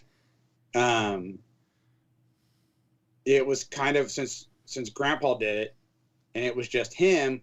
We always kept it kind of low key, so we'd have spaghetti or something kind of somewhat more simple. In the later years, when Papa Murphy's Pizza was around here, we would go get one of those pizzas and then bake it. So my holiday dinner is kind of a little bit of everything. See, my favorite holiday dinner is a good ham. With you gotta have mac and cheese. You gotta have a little bit of stuffing, some gravy, some mashed potatoes. That's the kind of stuff that I go for. Yeah. Oh, I didn't really get to finish. I just said the brock and cheese casserole. I'm but sorry, I go will ahead. say that, I mean, for Thanksgiving, like I like a mix of turkey and ham. But maybe for Christmas, it's like maybe you have ham and roast beef or like a roast or something like that. Potatoes, you got to have a potato with it. You don't have to, but you can. So it's nice to have maybe mashed potatoes, or maybe some twice baked potatoes. That's always really good too. Like lots of cheese with my holiday meals. But yeah, when it comes to holiday stuff, I do fall into the more traditional basket. But I definitely have my favorites that I like to have every single year. All right. But I'm more ham than anything for a centerpiece when it comes to Christmas. I do like a good ham on Christmas or Thanksgiving. All right. Let's get into our topics of the week. I say topics, but it's really only one massive topic, and it's the topic that we were all getting tired of talking about. But as news comes out, it does. Good. Let's not then. Yeah, let's pass. It does bring up conversation points. I brought this up only because Alex, I think you kind of touched on this on last week's show. All these are coming from IGN. This one is written by Ryan Dinsdale. It says Microsoft exec says Xbox's acquisition deal is fair because PlayStation has way more exclusives. This is coming from Microsoft President and Vice Chairman Brad Smith, said the Xbox acquisition of Activision Blizzard is fair because PlayStation has significantly more exclusive games. As reported by Bloomberg, Smith said during an annual shareholders meeting that Microsoft would present Sony's dominant position in the market as one reason why its $68.7 billion acquisition should go through. The company will defend its colossal deal in court after the FTC announced earlier in December that it would seek to block it. Quote, the FTC's case is really based on a market that they've identified that there has two companies and two products, Sony PlayStation and Microsoft Xbox, Smith said. If you look at the global market, Sony has 70% of that market and we have 30%. So the first thing a judge is going to have to decide is whether the FTC lawsuit is a case that will promote competition or it's really instead a case of a case that will protect the larger competitor from competition. Smith added that PlayStation has 286 exclusive games, while Xbox only has 59. So the administrative judge is going to have to decide whether to go from 59 to 60 is such a danger to the competition that he should stop this from moving forward. That's where I'm going to stop on that article. Going back, again, Alex, I think you also touched on this last week. This is coming from IGN as well and written by Anthony Wood. Phil Spencer says Sony wants to grow by, quote, making Xbox smaller, end quote.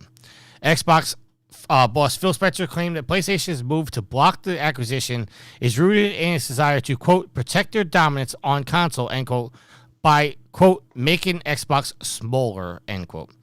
As reported by Eurogamer, Spencer told the Second Request podcast that Sony is just looking to retain its dominance in the console market by opposing Xbox's acquisition. Quote, there's really only been one major opposer to the deal, and it's Sony. And Sony's trying to protect their dominance on console, and the way they grow is by making Xbox smaller. They have a very different view of the industry than we do. They don't ship their games day on date on PC, and they don't put their games in the subscription when they launch their games, end quote.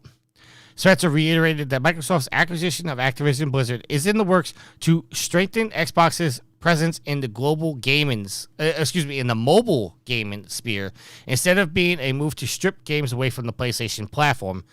Quote, but because Sony lead in all of the dialogue around why this deal shouldn't go through to protect their dominant position in console, the thing that they grab onto is Call of Duty, and they've added, they said over and over again that And we've said over and over again that we'll make a multi-year, 10-year commitment to PlayStation, end quote.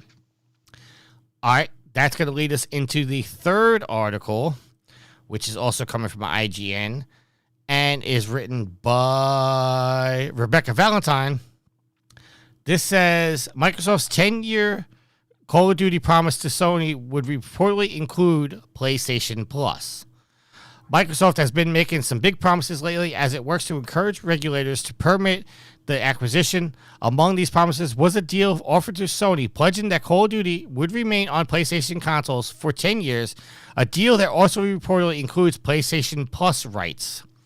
As reported by Bloomberg, the rights to sell the title via Sony's PlayStation game subscription service were promised alongside Microsoft's previously stated offer to Sony for 10 years of Call of Duty on Sony hardware if the Activision Blizzard acquisition went through. Sony is yet to accept the offer and has continued to raise concerns with the UK's Competition and Markets Authority and the FTC about the acquisition. The offer for the inclusion on PlayStation Plus is especially notable due to Microsoft's growing promotion of its own subscription service, Xbox Game Pass. Microsoft has previously stated its intention is to put Call of Duty on Game Pass if the deal closes, and Sony has claimed that Game Pass, quote, significantly, end quote, leads PlayStation Plus in subscription numbers. All right, that's where I'm going to stop all this. I know I just downloaded a whole bunch of information to you guys.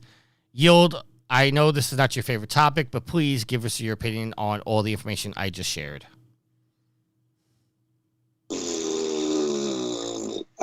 both just need to quit complaining about it. Just let it go through. It is what it is. I think a lot of the stuff that Phil says is kind of talking in circles, because they went out and bought a lot of top-end studios to put them under Microsoft's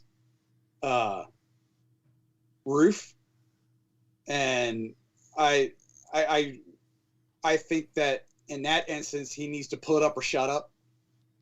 You know, you went out and you got all these high-end, or I shouldn't say high-end, but you got all these good developers to make games for yourselves, and besides of hearing about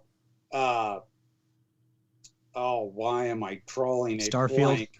Well, no, not Starfield. Send You Sacrifice, Hellblade 2. Besides of talking about of Hellblade 2, there really hasn't been anything besides Starfield that has come out of all these acquisitions that you bought that you're pimping. Okay? So, to me, you need to put up or shut up from that front.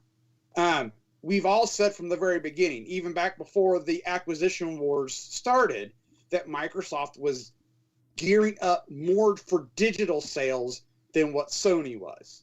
So his thing about trying to go more mobile, I believe in that, because we've commented on that before, you know, everything started getting crazy. Jim Ryan, he just needs to focus on Sony instead of focusing on Microsoft. If you lose Call of Duty, you know what? It'll suck. You know what? It may bring a blow to your bottom dollar, but if you just keep doing what you've been doing the last two consoles, 3 and 4, you're going to continue to kind of put Sony in their place. Now, if you want to go after their digital stuff, then you need to do way better than what you're trying to do right now, because that's where you're behind, is your digital stuff.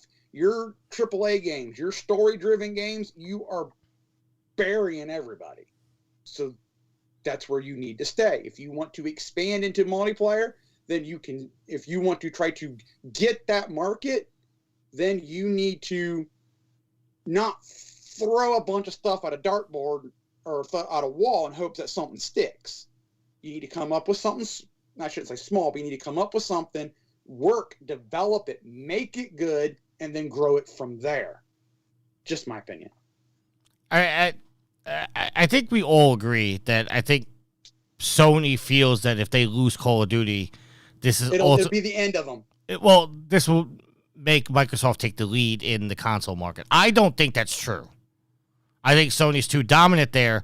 Losing Call of Duty is not going to do that. But I think that's what Sony's, or at least Jim Ryan's biggest fear is that if they lose Call of Duty, they're going to lose the lead, so to speak. I mean, that's what it sounds like. But I mean, I don't know. The last that I knew of anything is that most of the Call of Duty gamers and stuff like that play on Xbox because their servers are more watched for cheaters and whatnot as compared to Sony servers. So I don't know what his big bellyache is about it. I'm kind of flabbergasted.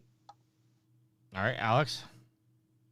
So I have a new take on this based on hearing the PlayStation Plus being brought into the whole Call of Duty discussion. Yeah, and I will say that. I'm sorry to cut you off. That is a new wrinkle to it that kind of makes me like change my opinion a little bit as well. Well, I will say that, I know that Microsoft's been an uphill battle in all of this, but it seems like Sony's argument to all of this against it is like, but Call of Duty, and Microsoft actually has had far more evidence, about like, hey, this is our percentage of the market share in mobile. This is our percentage of like the console market. This is our percentage share of PC. Look at how much more dominant Sony is. I feel like Microsoft's come with facts, whereas Sony's just whining about things, and just it's all centered on Call of Duty. So hearing the PlayStation Plus thing, I wonder if Sony really has an issue with the acquisition, or if they've just been trying to stall enough to get a better deal when it comes to Call of Duty and their services. Like, hey, internally, like, we really don't care if this goes through, and it probably will, but if we can stall it long enough and force Microsoft to kind of like give us a better deal on it, like more years in writing, or hey, they're willing to put Call of Duty on PlayStation Plus, then we'll tell them that we'll let it go through. We'll be cool with it. But I feel like Sony's maybe kind of using a little bit of leverage here to try to get a better deal for the PlayStation ecosystem in regards to Call of Duty and other games.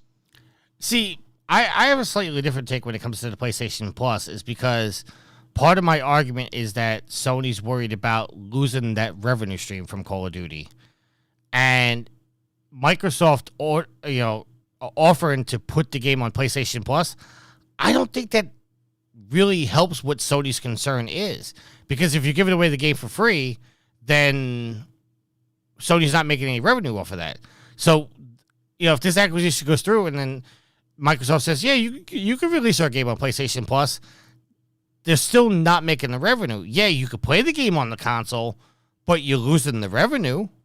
But if you offer it up for free for PlayStation Plus or at a reduced price, that will possibly mean that more people will play that game on your console. And if there are microtransactions in it, then they will spend money within, they'll spend their money on microtransactions within the game. So having stuff on PlayStation Plus does benefit Sony, because, if Microsoft says, hey, you can sign up for Game Pass and you can play Call of Duty for free starting today, as soon as you sign up, that's a big incentive for people to go install Game Pass, whether it be on a PC or an Xbox. Whereas if it's on PlayStation Plus, Sony can say, well, you can also get it for free here as well. Just, be a PlayStation Plus subscriber. Not for free necessarily, but you get what I'm saying. All right. And I think that has always been one of the big things that when you look at Xbox and Game Pass, sure, they can say that they'll keep it on a PlayStation console and make people pay for it and get some revenue from that. But they can also have it on their system, Game Pass, and we talked about how they're more focused on their online infrastructure and Game Pass itself rather than selling you a plastic box. And now, like that would make Game Pass infinitely, and the Xbox or anything that can use Game Pass, infinitely more attractive to someone who plays Call of Duty. It's like, well, I just have to pay a subscription fee and I can play Call of Duty. Hell, why not? All right, Latin Legacy in the chat. He's left three different comments. He said Microsoft just played the Uno reverse on everyone. The years of memes and jokes of Microsoft not having any games is now working in their favor. He said the deal will go through. The FTC will quickly realize that they have too much heat on them, especially coming from other regulation bodies and now several unions. Microsoft lawyers are foaming at the mouth to wipe the floor with them as well. I don't necessarily agree with that. Then he goes on to say Jim Ryan is simply too focused on the impact it will have on the North American and EU regions and fails to realize that it's the Eastern market and their strong first-party lineups is what carried PlayStation for every generation. Trust that if Microsoft was to pump those billions into the Eastern market instead, they'd be far more damaging to Sony than losing Call of Duty or any other Activision Blizzard properties. Well, and something I just thought of is, sure, you may have to pay $70 upfront cost for Call of Duty on PlayStation if it doesn't come to PlayStation Plus. But then also, the amount of money within a year's time, you will have spent more money to play Call of Duty on Game Pass and still not own the game.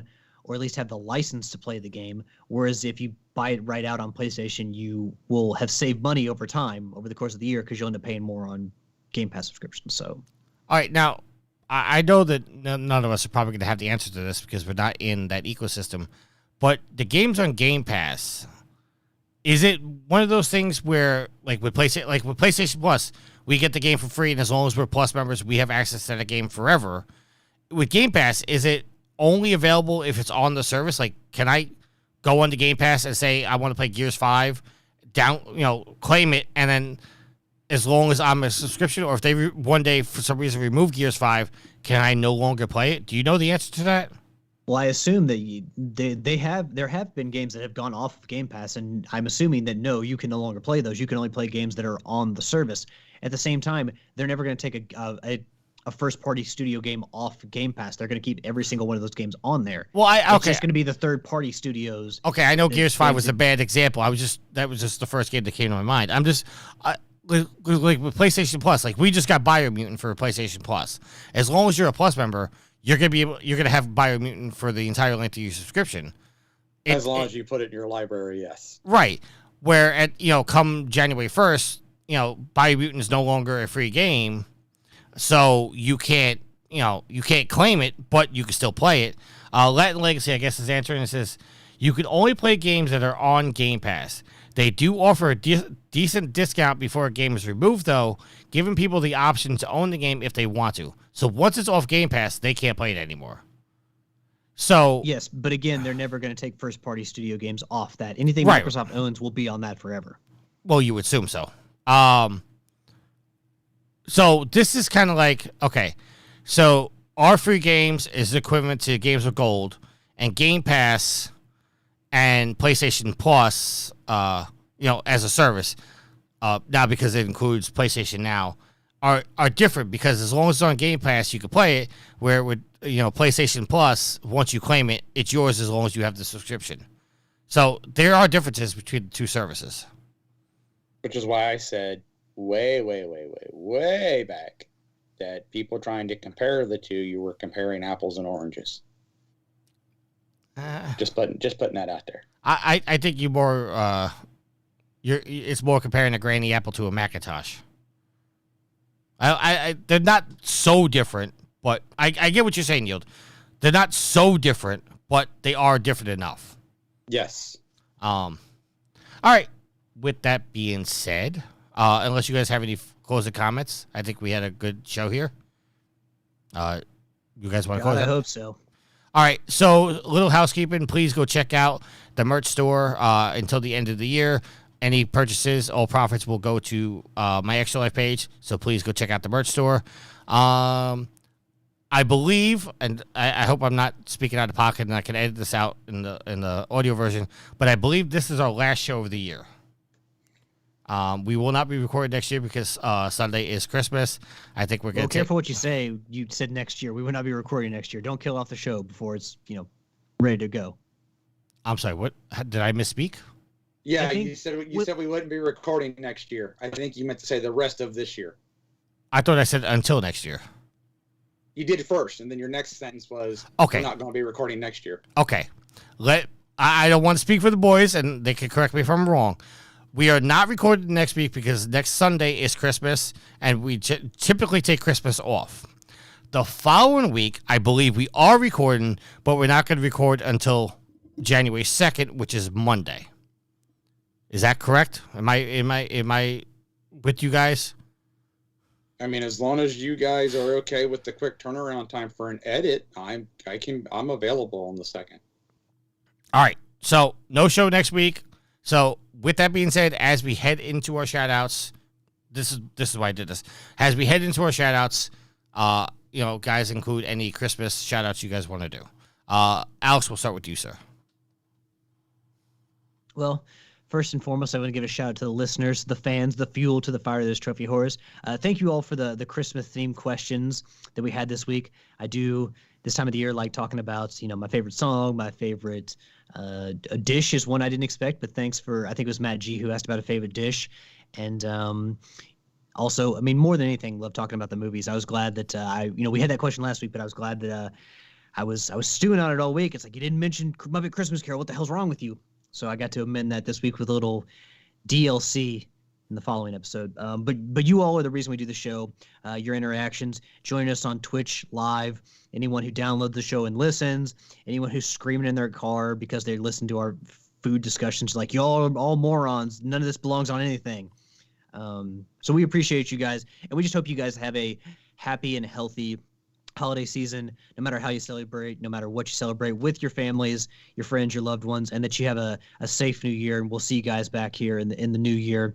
Give a shout out to myself. Yes, give a shout out to myself, because I got my 134th and 133 games platinum trophy while recording. Spider-Man Miles Morales is in the bag, 100% in that. So finished off yet another game. Give a shout out to Tricky for keeping it real with his plain chicken wings over there up in New York. Give a shout out to Yield, who continues the tradition of sending out Christmas cards. Thank you, Yield, for your Christmas card, the yearly one we get every year. I didn't get one. Do that. What? I didn't get one. It's in the mail. Oh, well, Tricky. Didn't want to say anything to you, but I guess we're gonna have to. Why do you have to spoil it? I mean, really. I mean, now Sweet Mama D's gonna have to, yell at you because you spoiled it. That's fine. Spoiled what? You missed the whole start of the show. Tricky spoiled one of my birthday presents. I did. You know what? That's it. We're getting into this. Yield. Yeah. Do you remember on last week's show where I teased Alex and said that you knew what he was getting? One Right. of his presents. Right. Yes. Alex says that I spoiled his gift because I gave him enough of a clue that the gift that I saw was a purple DualSense controller. Yeah. What clue did you give him? That I know what it is. Oh. And that Ashley sent me a picture of it. So Yield. Hold, wait. Hold on. Wait. I didn't blame him first. Ashley was the one who blamed him, because Yield, the only clue that I got to what the gift was that. And I wouldn't have prodded any further without what Tricky said. But based on what Tricky said, I assumed, okay, it's probably PlayStation related, because we are on a PlayStation podcast, and that's primarily what we talk about together.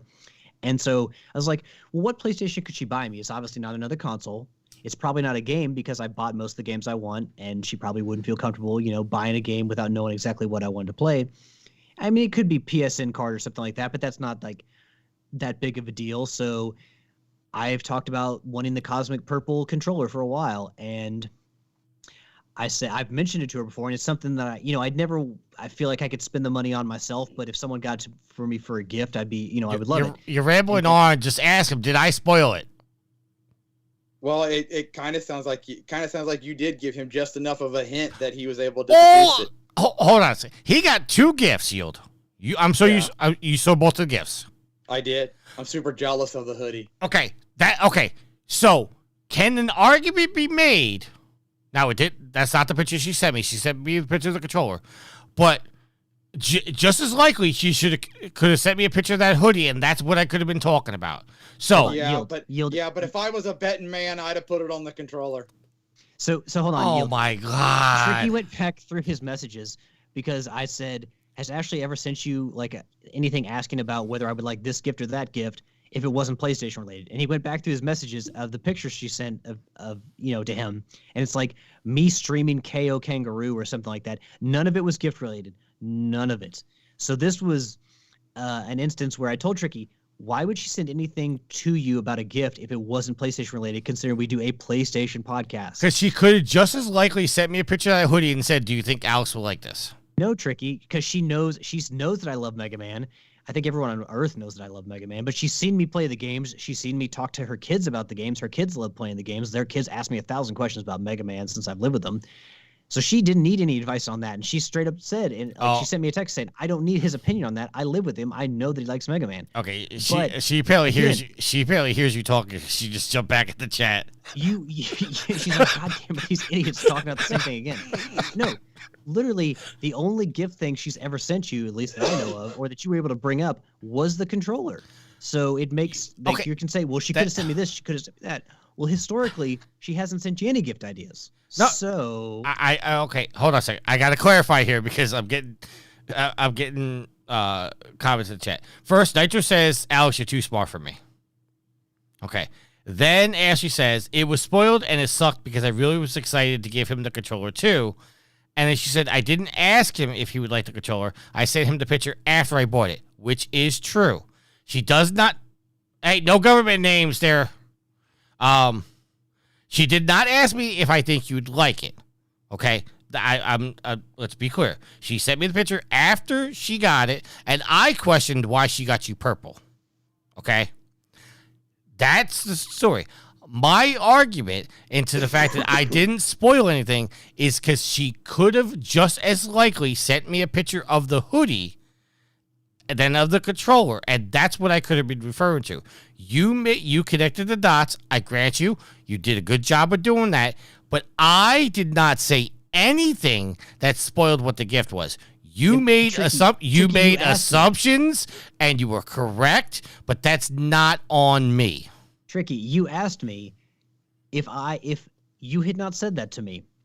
Give me the only clue that anyone gave me. You asked me if earlier in the show, so we can go back and listen to the tape, if I would have gotten that or asked anything about the gift if you had not said that. And I said, no, I wouldn't have said anything. I would have had nothing to go off of, and I would have had no expectations. But because of what you said, the very first guess I had was that controller. You may not have think that you gave me enough, but very clearly, knowing our relationship and how Ashley has seen our relationship and, how very PlayStation heavy everything is, I knew exactly what she would send you pictures of as a PlayStation gift. Okay. But see, that's the factor that I'm being blamed for. I can't control the relationship that you and Ashley have in that house. I don't know the conversations you guys have in that house. So me sitting here in New York saying I've seen your gift has no bearing on whether or not you know the gift, because there's outside information that I'm not privy to. So I didn't spoil it. I didn't sit here and go, hey, I'm going to tell Alex his gift or give him a clue. No, I didn't do that at all. And that's the way it's made out to be. And that's, I'm kind of offended now. I'm kind of triggered. There's no malice in what you did. Yield, I'm triggered. I'm not saying you meant to do anything. Well, your bare-ass chicken wings triggers me, Tricky Mick. Don't give me that. No, you didn't do it out of malice. You didn't mean to do it. But what you didn't realize when you said that is I could pinpoint the brand of the gift because, again, how we met, why we talk every single week is because of PlayStation.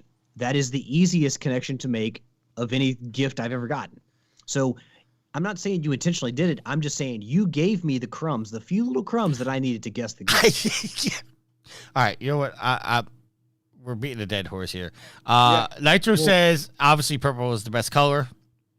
Thank you, Nitro. You're the man. And then Ashley says, Tricky, you did not need to tell Alex that you knew what his gift was, period. That's how surprises work. She's got a point. All right. So Yield's on my side on this. Okay. And apparently I just burned the bridge because she also goes on to say, well, he has it now, and I know better than to share information. Yeah, you're not going to get any intel from now on, sir. Your shout out, sir.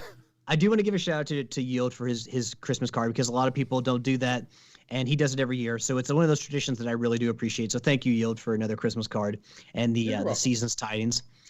I do want to give a shout out to Tricky again for editing last week during my birthday week. Shout outs again to Gareth, to Dupes, to Nitro, to Riley, to Yield, to Rick. Let's see, Gareth, Dupes, Tricky, to Sid as well. For all the birthday wishes, thank you all very much. You know who I didn't mention in there, Yield? Tricky. Yeah, Tricky. Yeah, Tricky. Tricky sent you a birthday wish. Well, it was in a very irregular form, so I don't know. It wasn't actually on my birthday, I don't think. But... It was actually on your birthday. Well, thank you, Tricky, for editing last week. Because I will say he did get me this year. I actually sent Alex a message at 12:08 a.m. saying you could have done the post, birthday boy.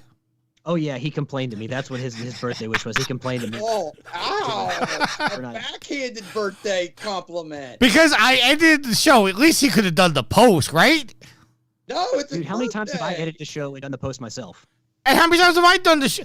Well, how many times have you edited the show and I did the post? Not all that often. Maybe 2-3 times.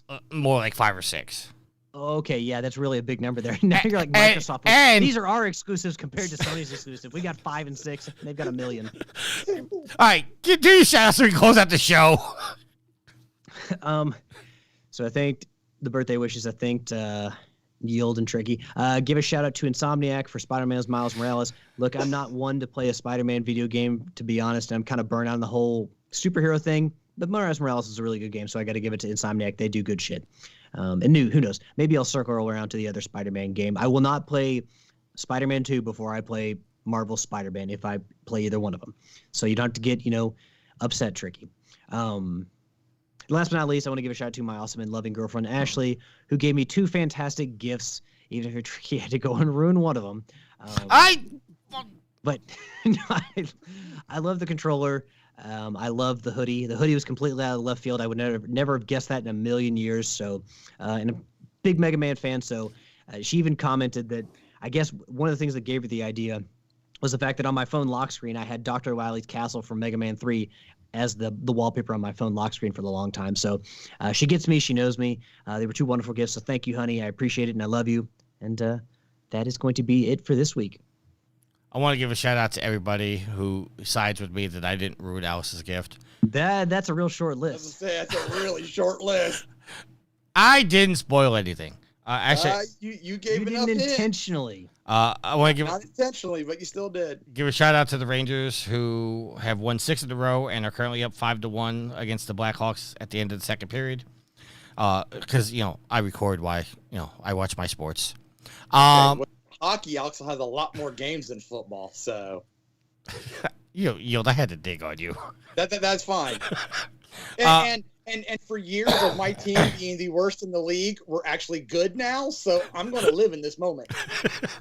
Shout out to Sweet Mama D, who should be in bed right now, but I know she's awake because I'm recording. She's taking advantage of it.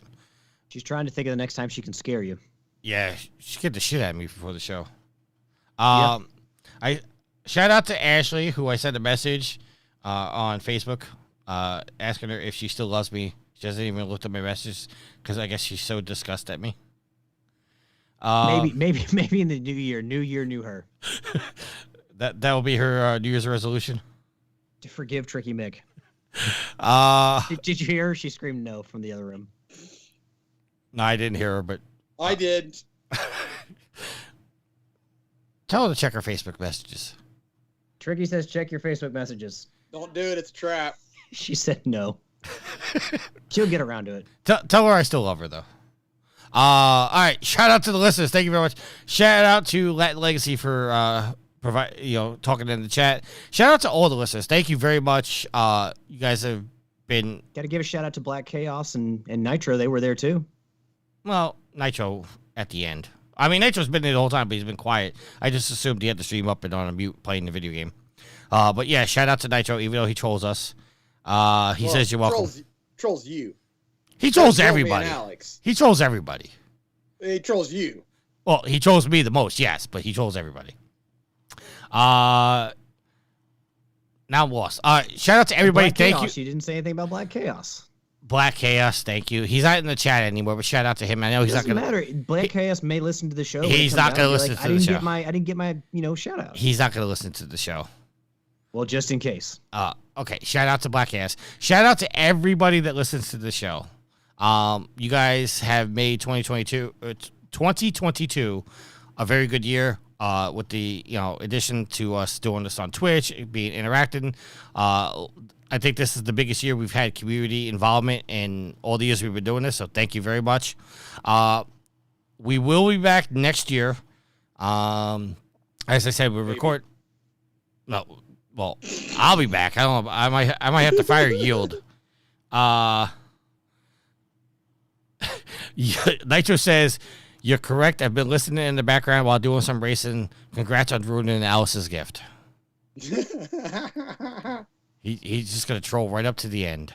As a good a lot of troll times I would. would say that he's trolling you, but I think he's just being good old honest there. Oh my god! Shout out to everybody. Thank you very much. And until next year, happy trophy hunting. Hey, wait. What?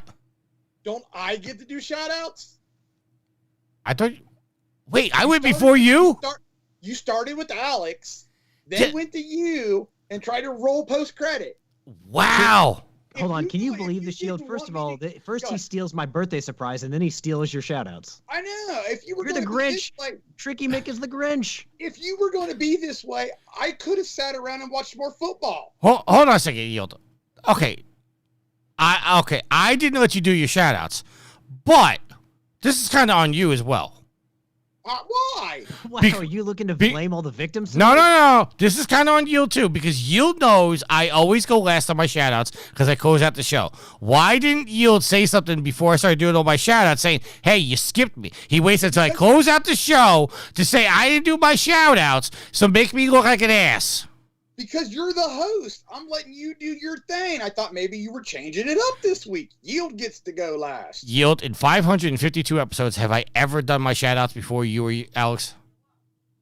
No. But it was actually maybe more at some fun. point. It was actually funnier to let you go through that and then me be like, hey, what about me? Yield your shout out, sir. And, So and you better close out the show proper so I can hit the button. Ooh, now you're putting pressure on me. I don't know if I like that. Hey, so shout out to Tricky and Alex for recording tonight. A shout out to Nitro and Riley for some Rocket League and Nitro for some Deep Rock Galactic. Shout out to Prepare to Die to Earth Scum and Homer Get Stuffed and Riley for some Diablo. We did that Friday night. Diablo 3, that is. Shout out to everybody who hangs out in the chat, hangs out on Facebook, games with us on occasions. Yeah, like Tricky was saying, this has probably been the most interactive year that we've had with people. So that's been really cool. Hope to carry that rolling even more into next year, hopefully. Shout out to my Bengals who were down 17-3 going into half and won 34-23. 34 unanswered points, basically. So, yeah, yay me. As always, peace out. Merry Christmas. See y'all next year. Tricky, hit the button. Hold on. I got some shout out DLC. Shout out DLC. And this is the most important shout out DLC of the year, probably of the show. Yeah, ever. And I expect you and Alex, who I know is now going to troll me, to give me the proper respect when I say this. You're giving us a free zip-up Trophy Horse hoodie. No. Damn. I want to give a special shout out to Levi, to Nitro, and to Homer, who all now have to pay up their fucking bet because I went a year without spam. Whoa. Oh, I hit the intro again. I know you did. but we're not officially done yet. Oh, we're done. No. Is it the first? Is it 1/1/23 yet? Yield. We're not done yet. Yield. Yes. In Homer's own words, he said he was going to pay up the second week of December because he knew he lost. Oh, well. Even though I probably in the back of my head would acknowledge that I was lost, I still hold out hope that you would crack. All right, and Nitro already paid up because his bet was only 6 months, and Levi's not going to listen to the show. So basically, this shout out is just for Homer. Homer, pay up your freaking money. Don't do it. It's a trap. tinyurl.com/TrickyMick2022. See you guys next year.